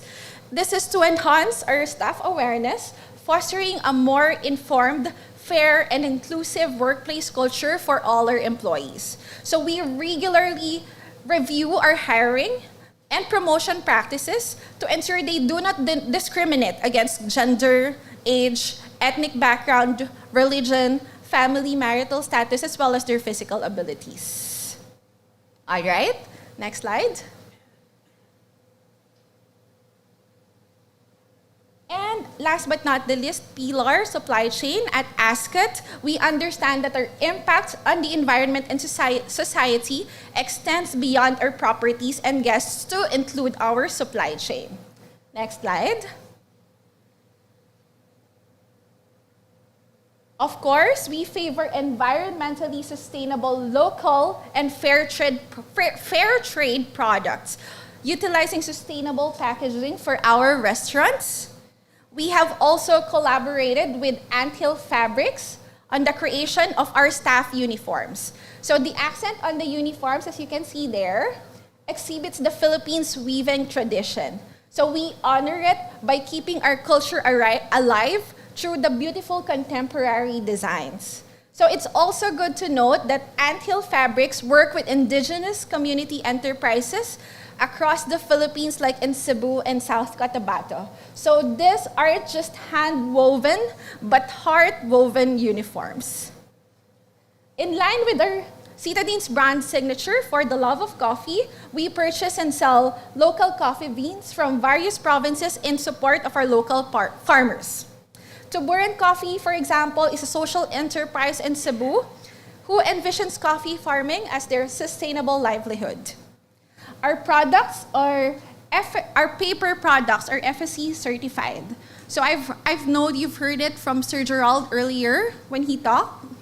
FSC, it stands for Forest Steward Council. So it's an organization that works to promote the practice of sustainable forestry worldwide. So when you say it's an FSC certified paper, you will know that it is sourced from a well-managed forest, thus it's truly environmentally and socially responsible.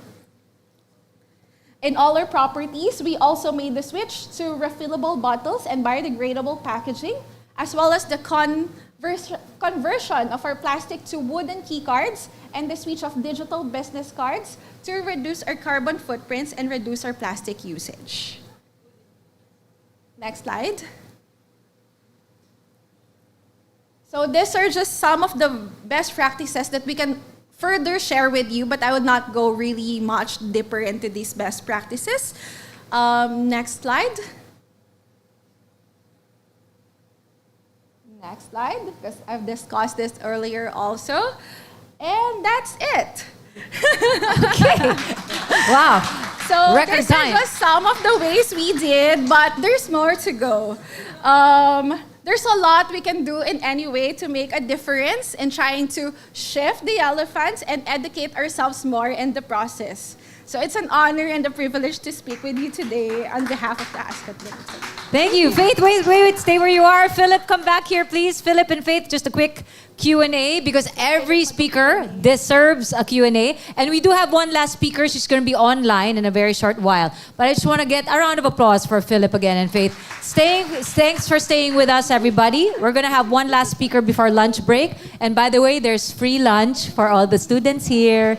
Lunch will be provided. But wait, Philip, Faith, again the point, wait, have you been listening? With every speaker, they are sharing sustainability practices. Can you see now how, again, sustainability is not just a word, it's in action. It's actually being practiced in these wonderful, again, industries, so far hospitality. But here's one thing. Philip, Faith, you've said certifications, global excellence, outreach efforts, who, by the way, they're the first one to tie in pets, stray cats, healthcare.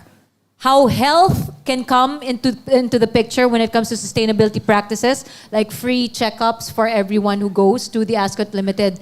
Does this help patrons to go? Hotel guests, does this increase? Because again, let's not forget, profitability, it's still a business. Can we show that with these efforts, people patronize the Ascott Limited more when you say we practice this? Yeah. So I think, great question. I think one of the things that's going to change over the next 10 to 15 years is you're going to see more people more socially aware about sustainability in their traveling. So you see a lot of theories now where 67% of people checking online are looking for sustainable hotels or practices. They don't complain, huh? Because the thing, you're really Yeah. breaking habits, like wooden keys. You're breaking a lot of habits. And before, you could get the shampoo and take it home. You know, get let's a lot admit of it, positive right? feedbacks from it. Now, those are pretty much out the window. Gone. And I think, again, when we look at it from a corporate standpoint, a lot of corporate companies are asking specifically about your sustainable practices. And that becomes a forte in terms of whether they're going to book with you. I think on the leisure side, we're going to see that shift grow. But definitely on the corporate, we're seeing that more and more. We're getting a lot more corporate clients interested in staying with us because of these sustainable practices. Because they also want to represent that as well. And they want their colleagues to also have this mindset of moving through with sustainability. So it's worked out well for us. Do you want to sign up and have a staycation in the Ascott Limited after hearing their practices? Right? So there you go. There's your future guests. Right, exactly. Register to discover. Go ahead. And one last. You can also see that, again, with being kind to stray pets like cats and dogs, it now is also a way to say, hey, come over, check this out. Go ahead, you're my... It created a buzz, actually. And as what I've mentioned earlier, people go to our hotel to visit them even and feed them and provide toys for them. So it's something that's been being visited in our properties too. I think the other thing you have to look at now is that family dynamics are so different, right? It's not about having husband and wife and children. It could be wife and wife, husband and husband, and then they have their own pets. You know, everybody is a member of the family. And so for us at Ascott Limited, we have to make sure that everybody gets recognized. So even pets, when they stay with us, they get their own welcome kit. So they get their little ball, their own treats. You know, so they get to have that little staycation as well. And I think that's important because you want to capture everybody's family, and everybody's family is different. And so we need to make sure we do that. Thank you. A round of applause for Philip and Faith, everybody. Thank you again. See, it's an eye-opener, right? Check out our different speakers. We have one last more for you, but before I introduce her, she's online. Can I announce my next 10 winners of the tote bag? Godoy, Gianna, Francesca, Tabasa, Maria Francesca. Ooh, magkapatid. Just kidding. Anyway, that's Maria Francesca Tabasa and Gianna Francesca Godoy, Audrey Flores, Ka Louie Saet. Uy. Ka Louie Saet, Misty Frisha, Doctor, Alisa Maries Mandal, Mark Anthony Zapata, Althea Marcelo, Lizelle Paluyo, and Marian Cristel Alcantara. Don't forget to present an ID at the registration area. I will be announcing the last 5 winners of the tote bag before the panel discussion. But now, may I introduce our last speaker for the day, ladies and gentlemen. We are delighted to introduce a lady who really brings a wealth of experience in developed and managing large-scale shopping malls across the Philippines. How could you not know this brand? Their company has been instrumental in conveying the importance of starting sustainable practices. Let's hear their initiatives and insights from the Assistant Vice President, Project Director of SM Development Corporation. Can we flash her on screen? Let's say good morning to Miss Jessica C. Jessica, are you there? Can you hear us? Hi, good morning. Thank you we so hear much you. for the really warm introduction. And thank you for inviting me, Manila Bulletin, I wish I could be there in person. Unfortunately, I had another engagement. But I'm really excited to speak to you about the initiatives, the sustainable initiatives that we are working on in SM Prime, specifically in SMDC as a whole. So I think it's almost lunchtime, so I'd like to keep it short because I would like some lunch too. So I'll try to keep everything short. If I'm looking down, my notes are on the side. Well, so I'm speaking on the future legacy that we aim for in SM Prime. I imagine in 30 years, the world will look very different to what it does now. We're seeing innovation happen so quickly, and our world is constantly changing. Most recently, there's been a lot of hype around artificial intelligence and how that's going to be affecting and changing the world. So what will our world look like in 2053?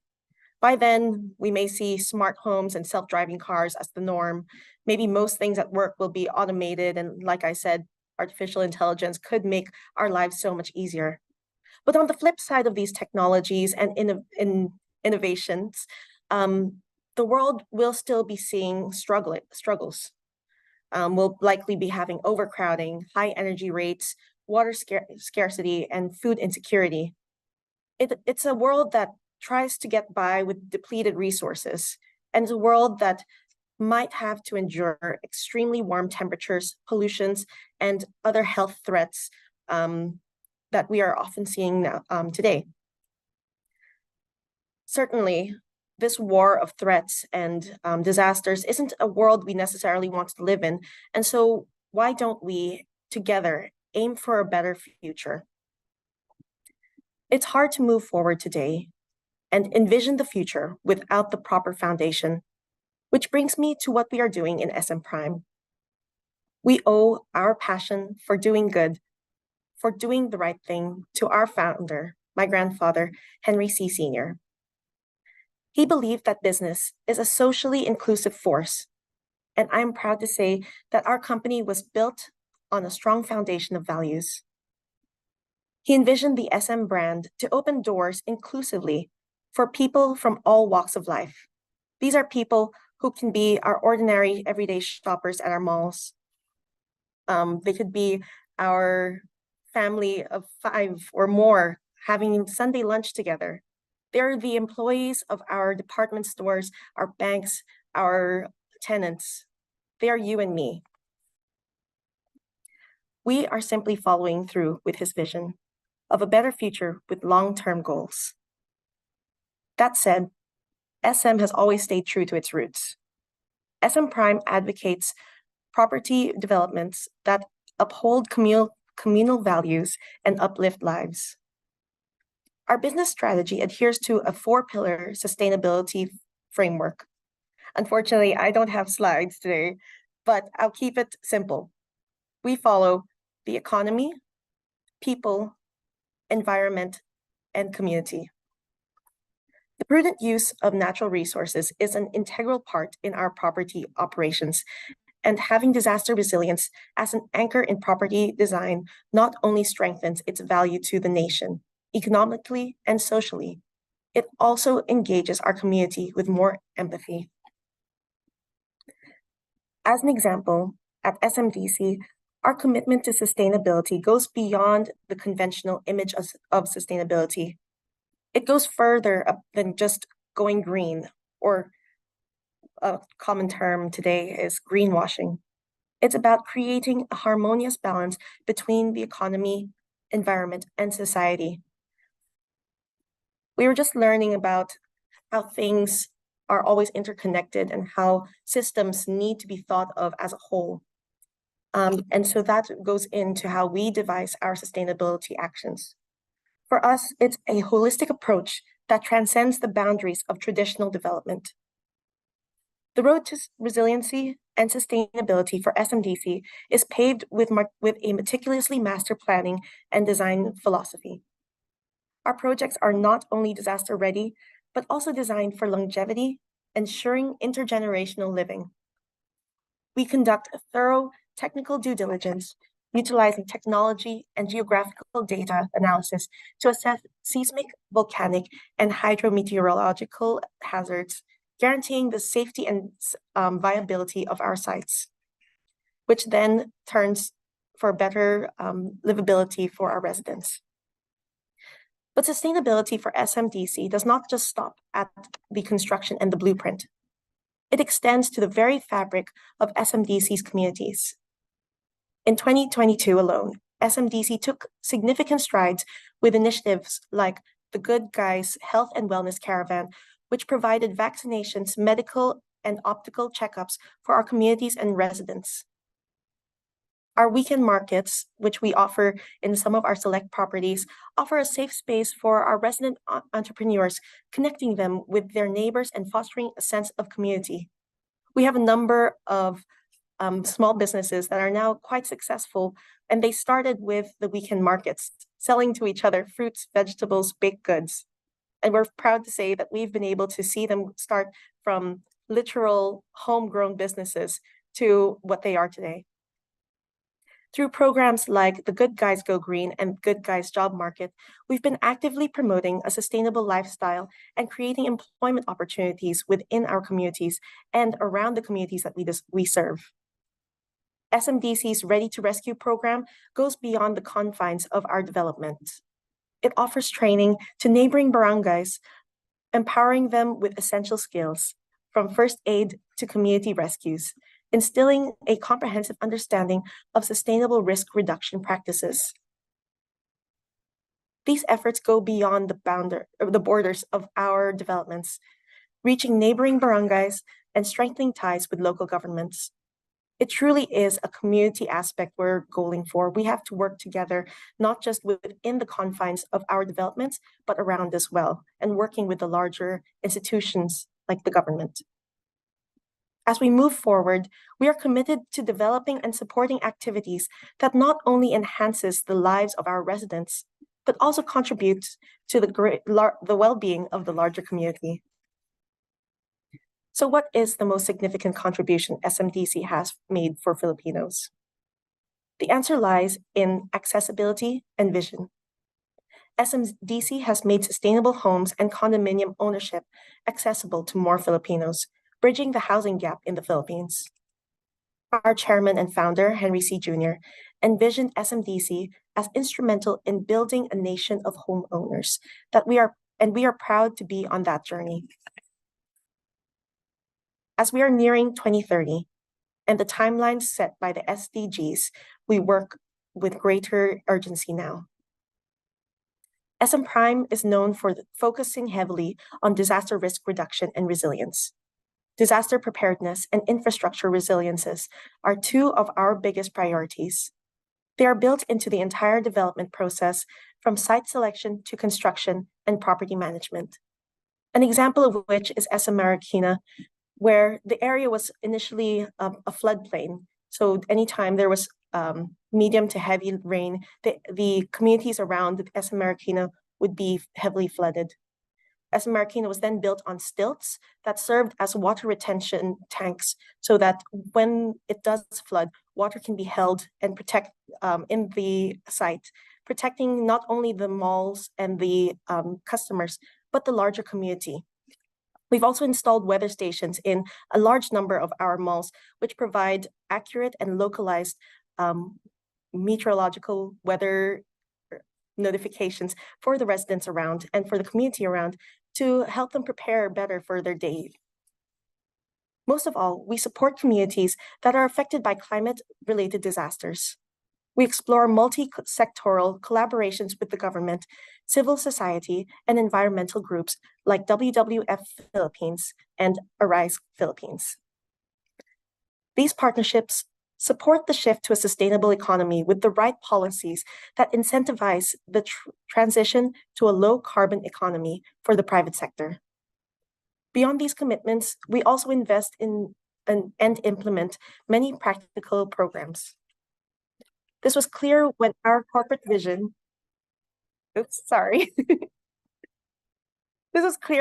was made clear when our corporate vision was refined to include sustainability. It was it was a comprehensive process. Sorry, someone is really trying to reach me. It was a comprehensive process in several stages. creating a sustainability office, studying risks and opportunities, and developing our first sustainability policy. It was a transformative milestone, to say the least. Our commitment to sustainability begins at the top with my uncle, Hans C., who oversees the company's risk and sustainability strategies. The sustainability framework is shaped by the board's corporate governance committee. They are tasked with all sustainability matters, including social and environmental issues on value creation. These adjustments within the company's board committees drove the creation of SM Prime Sustainability Council. The responsibility for achieving the sustainability roadmap commitments and targets is led by our company's president, Jeffrey Lim.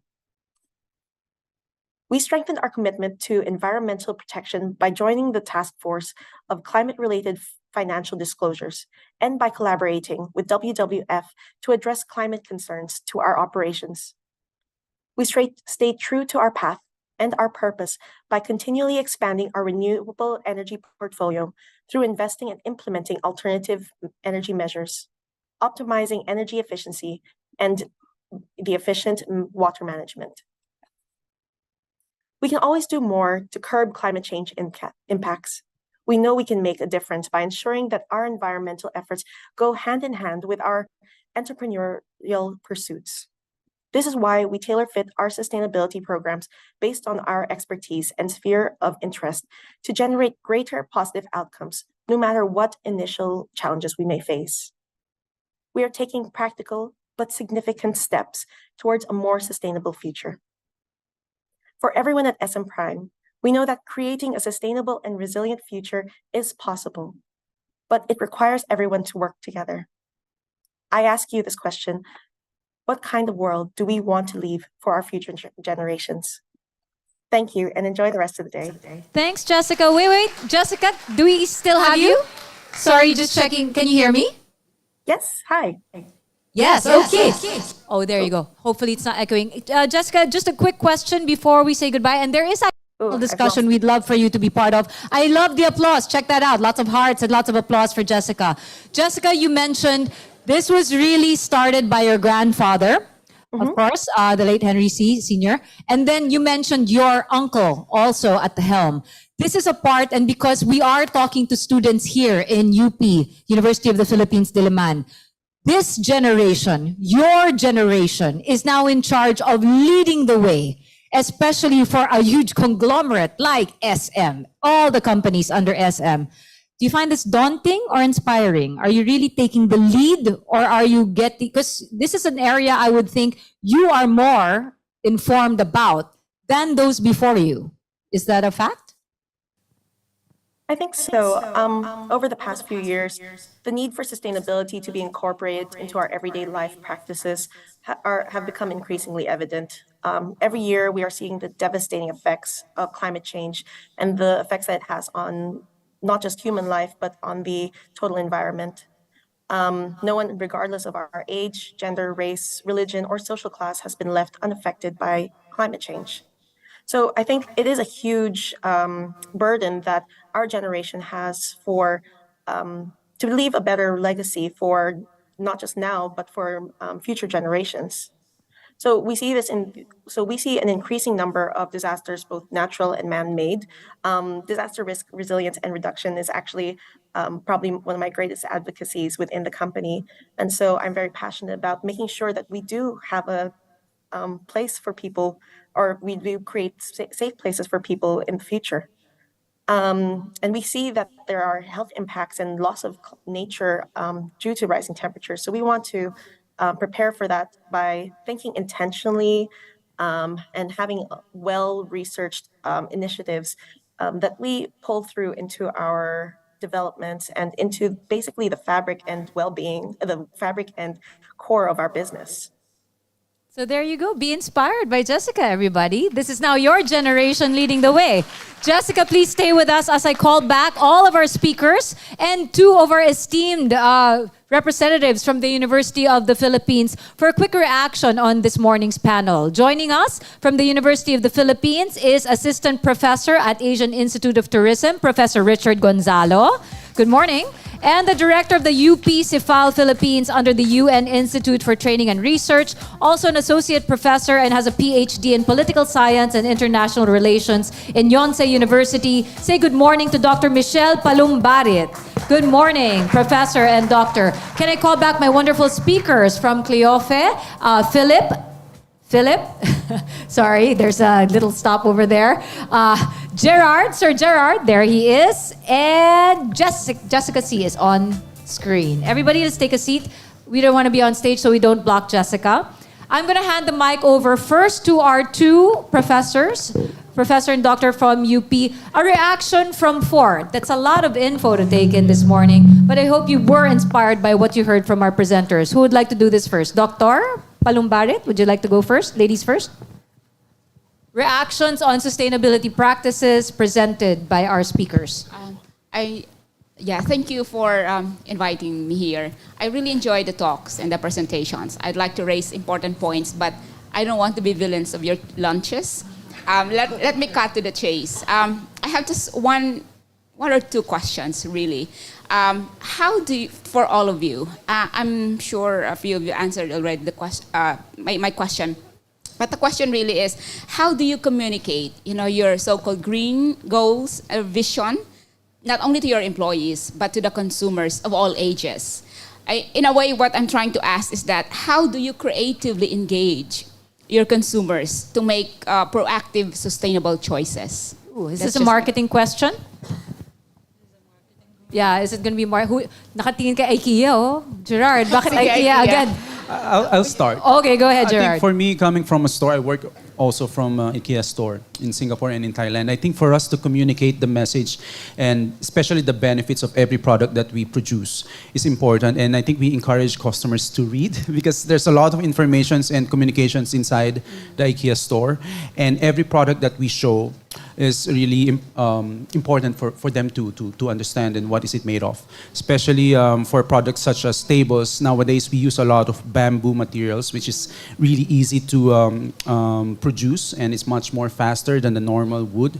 I think when it comes to communication, we always emphasize on the products aside from the price tags. We always have this kind of communications about the materials that is used for this type of range. And at the same time, what are the benefits that other things that we can do to ensure that it's will last longer. Also, that's for our part also as a consumer. So you do encourage them to read? Yes. Oh, I like that. Did you hear that, everyone? Encouraged to read, not to watch a short video. All right, sorry, Jessica, can I clue you in on this? Because especially since we're talking about consumers of all ages, what about for SMDC, SM Prime? How do you communicate your products, your buildings, your brands to this generation? Thanks for the question. Honestly, we could probably be doing more communication, but we do try to partner with groups like WWF Philippines or different schools and institutions to really showcase the works that we're doing within the sustainability world, I guess. So even participating in things like this, we count as how we are bringing I guess, sustainability to the forefront of people's minds. Around our malls, you could see that we do have some signages that really promote refilling water stations so that people who are shopping don't need to buy more bottles of water but can refill. So we do have some signages, but it is something that we can most likely improve on. Cool, thank you for that. Hey, free water in SM malls, everybody. Did you know that? Hey, we just found that out now, Jessica. Oh no, I don't know if I have to check if it's all of our malls. But I know. Hey, wait. See, there you go. Sorry, Jessica. It will trickle down eventually. I will make sure of that. Oh, thank you. Oh, yeah, we got that on record. Okay. What about Professor Gonzalo now? Yeah. Okay. So I'm very happy with how with the sustainability programs and how these were incorporated in the operations. since we're on the topic of SDG 12, responsible production and consumption, this requires a change in the approach on how you produce goods and your services. So the question is, could you share future plans or changes in your production system to further reduce your resource usage and ecological footprint while still maintaining the quality of your product and service offerings? Ooh, future plans. Are you allowed to reveal? I'm looking at my 2 hospitality groups from Mega to the Ascott. Bato-bato pick ba muna? Who wants to go first? Ladies first. Go ahead, Cleofe. I think I can start.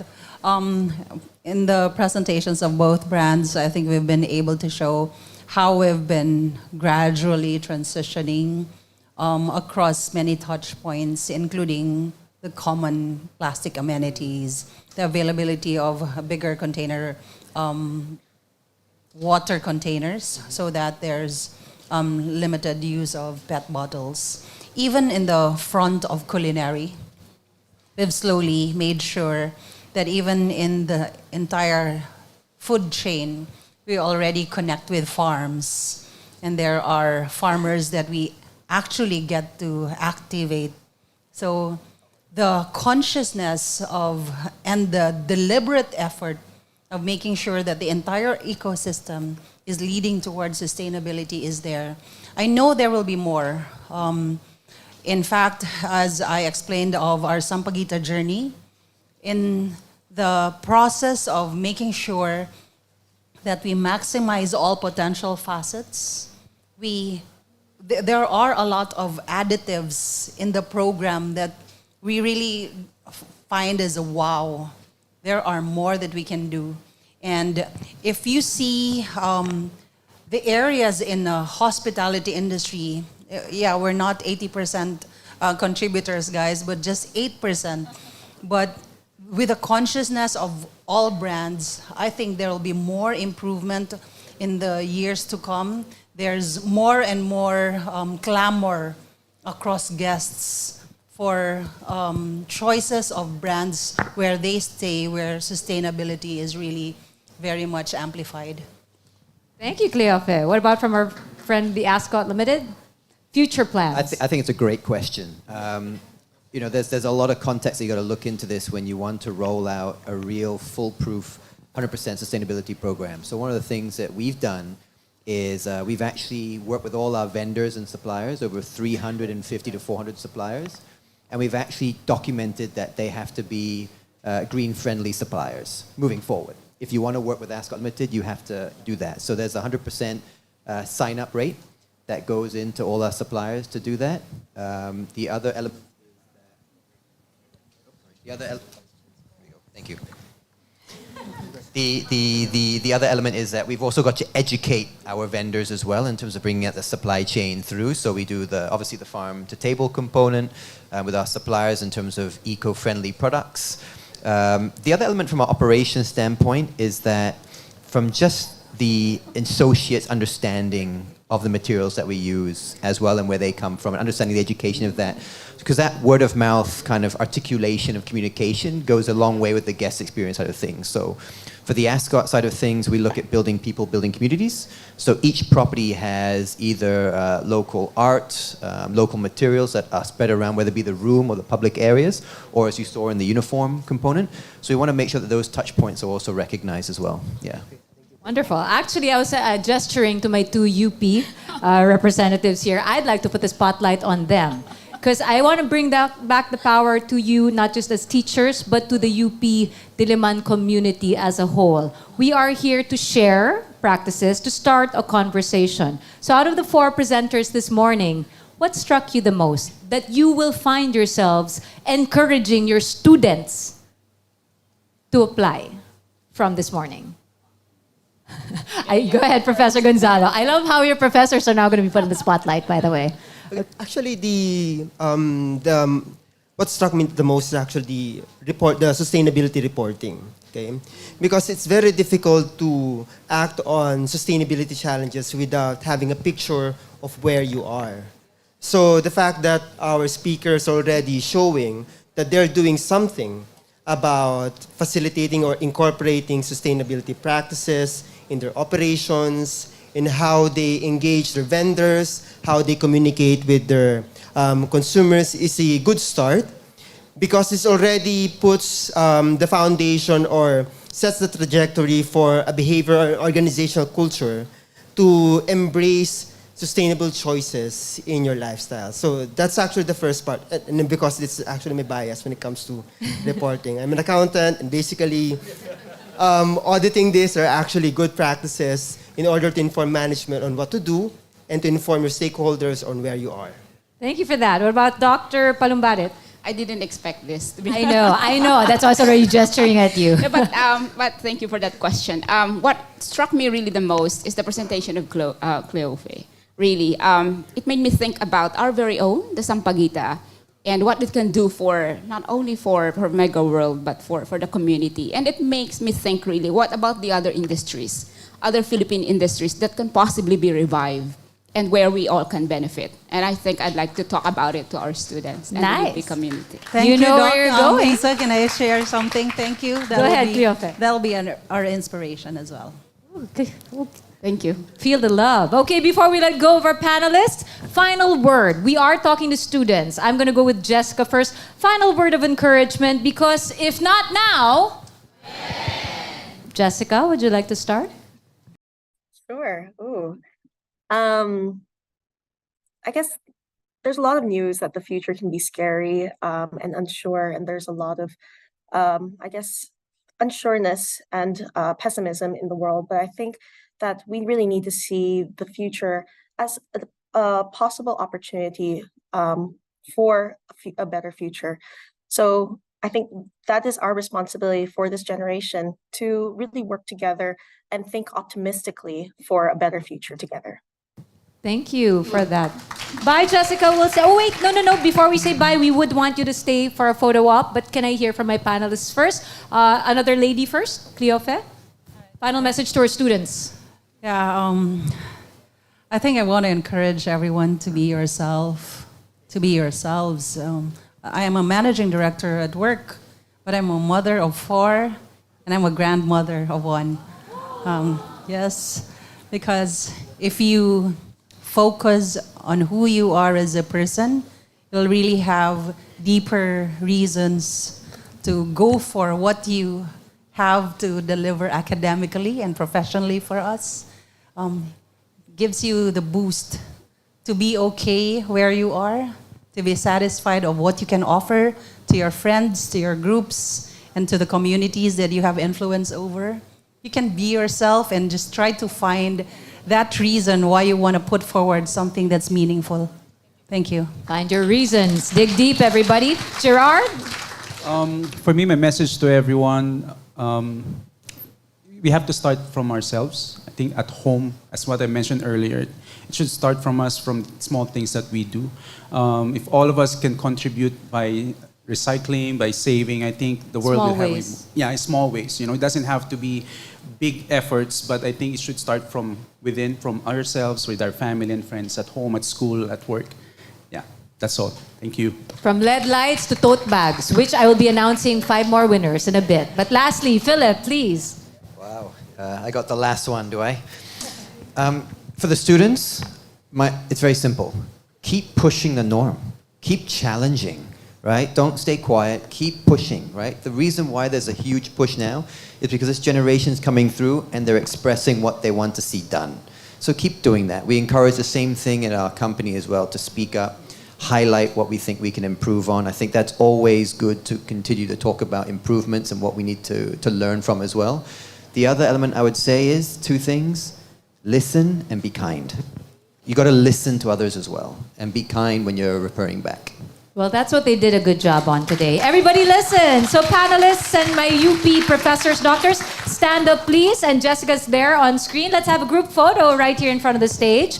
All panelists. May we invite our Manila Bulletin team as well. Sorry, Philip, I know you're taking a photo, but may we have Mr. Philip Guinhing here. Mr. Jordan is here as well. Irish Lorenzo and maybe Jaime. Our representatives from Manila Bulletin, come forward. And everybody look at the camera and smile. Squeeze in center, everybody. That's Dr. Michelle Palumbaret, Professor Richard Gonzalo. Give your professors and doctors a round of applause. UP represent! Thank you to our panelists as well. Jessica C. from SMDC or SM Prime. Cleofe Abiso from Megaworld. Gerard Perlas from Ikea Philippines. And Philip Barnes from Ascott Limited. We also had Faith from the Ascott Limited. Thank you, everybody. Lunch will be served outside. It's free, but no eating in here. You have to eat outside. There are tables outside, okay? No eating and drinking in this auditorium. Jessica, keep smiling. Okay, we got it. Thank you, Jessica. Give us a wave. Bye. Everybody say bye to Jessica. Oh, they're really waving. We hope you saw that, Jessica. See you at 1 p.m. sharp with Mika Pineda and Sam Thurman.